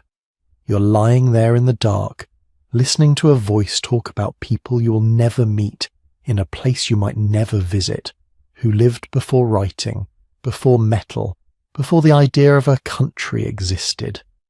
And yet you feel something, a connection, a quiet awe. That feeling is itself part of their legacy. Because the circles are still doing their work, they're still focusing attention, still pulling minds from far away into their orbit. Instead of stone paths and torchlight, it's fiber optic cables and glowing screens. But you are there, in imagination, walking between the T-pillars, tracing the contour of a carved fox with your fingertips. And the stones are unchanged. They have watched continents' worth of climate swings come and go. They stood while ice caps pulsed, forests moved, seas rose and retreated. They stood while languages were born and died, while empires grew fat and broke apart, while gods rose and faded into myth. They were already old when the first bricks were laid in Sumer, when the first pharaoh wore a crown, when the first ships crossed the Mediterranean. They are older than your alphabet, older than your calendar, older than almost everything humans still remember. Imagine them now, night over the plateau. The modern shelter above them is dark, the last visitors gone. The wind slides over the hill, cold and thin, carrying the smell of dust and dry grass. Somewhere far below, a dog barks once, then falls silent. In the enclosures, the pillars loom in the half-light. Their carved animals seem to shift as the moon moves, shadows drifting across beaks and claws and folded hands. For a moment, no one is looking. No archaeologists marking layers. No tourist with cameras. No guards walking their rounds. Just stone and sky. And yet, in that silence, the circles are full of ghosts. Not the supernatural kind. The human kind. Footsteps on packed earth. Low chanting. Laughter. Arguments. The thud of stone tools. Children staring up at the carvings with the same wide eyes you would have. Old people remembering earlier gatherings, earlier feasts, earlier seasons when the vultures circling overhead meant something important was about to happen. All of that is gone. But the shapes remain. They are like a heartbeat from a very old dream, still pulsing faintly under the surface of the modern world, reminding you that we have been reaching for meaning for a very long time, that the line between them and us is not a cliff, but a long, slow slope, that the same species who once walked up that hill to stand between the pillars now sends robots to Mars and builds particle accelerators underground, still asking the same questions in different languages. Who are we? Where did we come from? What holds us together? What waits for us when we're gone? Göbekli Tepe doesn't answer those questions. It doesn't need to. Its very existence is the answer to a different one. Did humans, even in the most distant dawn of our story, already feel the pull of something larger than themselves? Look at the hill. Look at the circles. Look at the stones that someone long ago decided to bury on purpose, as if tucking away a memory for the future. You are that future. As your eyes grow heavy, as your breathing slows, imagine the stones once more, tall, pale shapes under the stars, the carvings worn but still clear, the air thin and cold. Somewhere on that wind, the last echoes of drums that stopped beating 10,000 years ago. The stones keep their secrets, but they also keep watch. Over the fields that came after, the cities, the satellites, and now over you, listening in the dark, a tiny, fragile descendant of the people who once gathered there, still wondering, still building, still dreaming. The legacy of Göbekli Tepe is simple and infinite. We have always been more than we seemed, so now drift back one last time to that lonely ridge in southeastern Turkey. The wind has died down. The lights from the dig site have been turned off. The generators are quiet.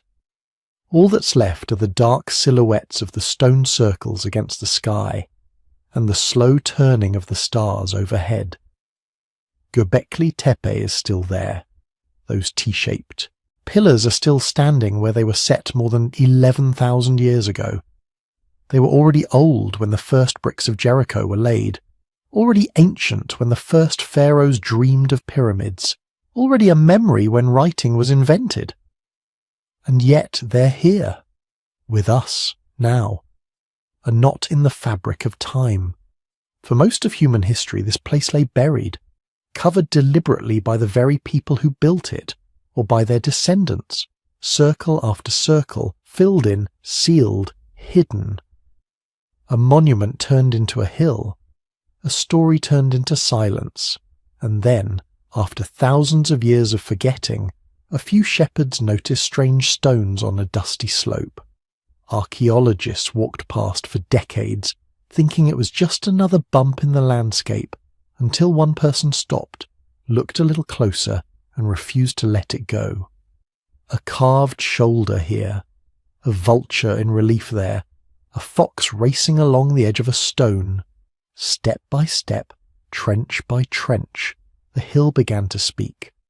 What we found under that soil wasn't just architecture, it was a challenge to our timelines, to our assumptions about primitive hunter-gatherers, to the neat story that says first we invented farming, then villages, then religion, then monuments, then cities.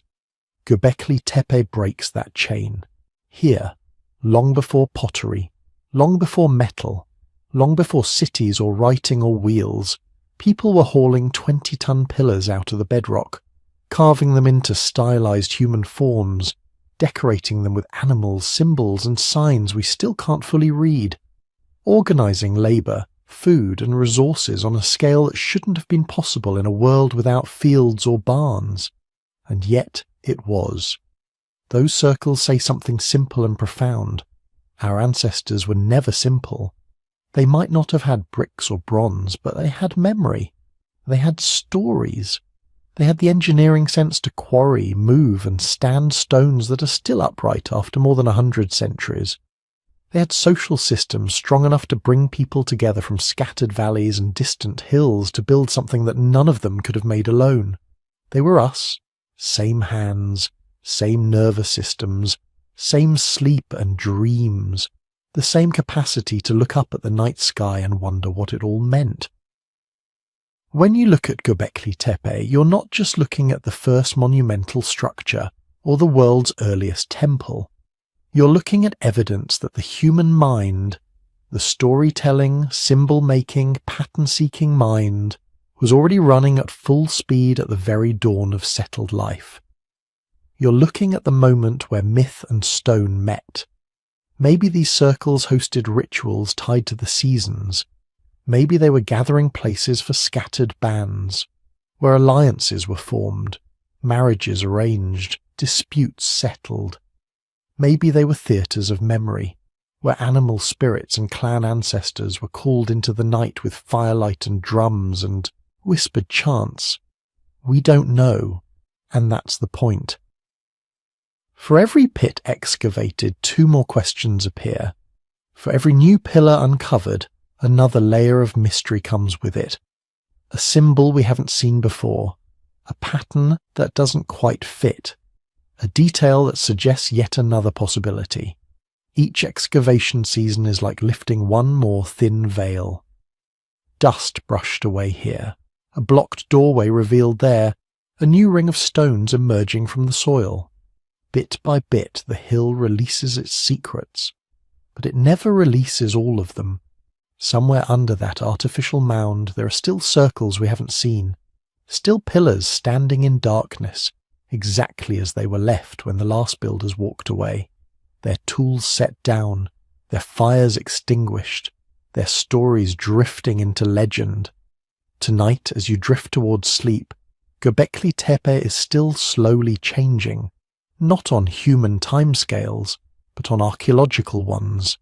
Another season will come. New teams will arrive, new trenches will open, LIDAR scans, soil samples, microscopic traces of pollen and bone.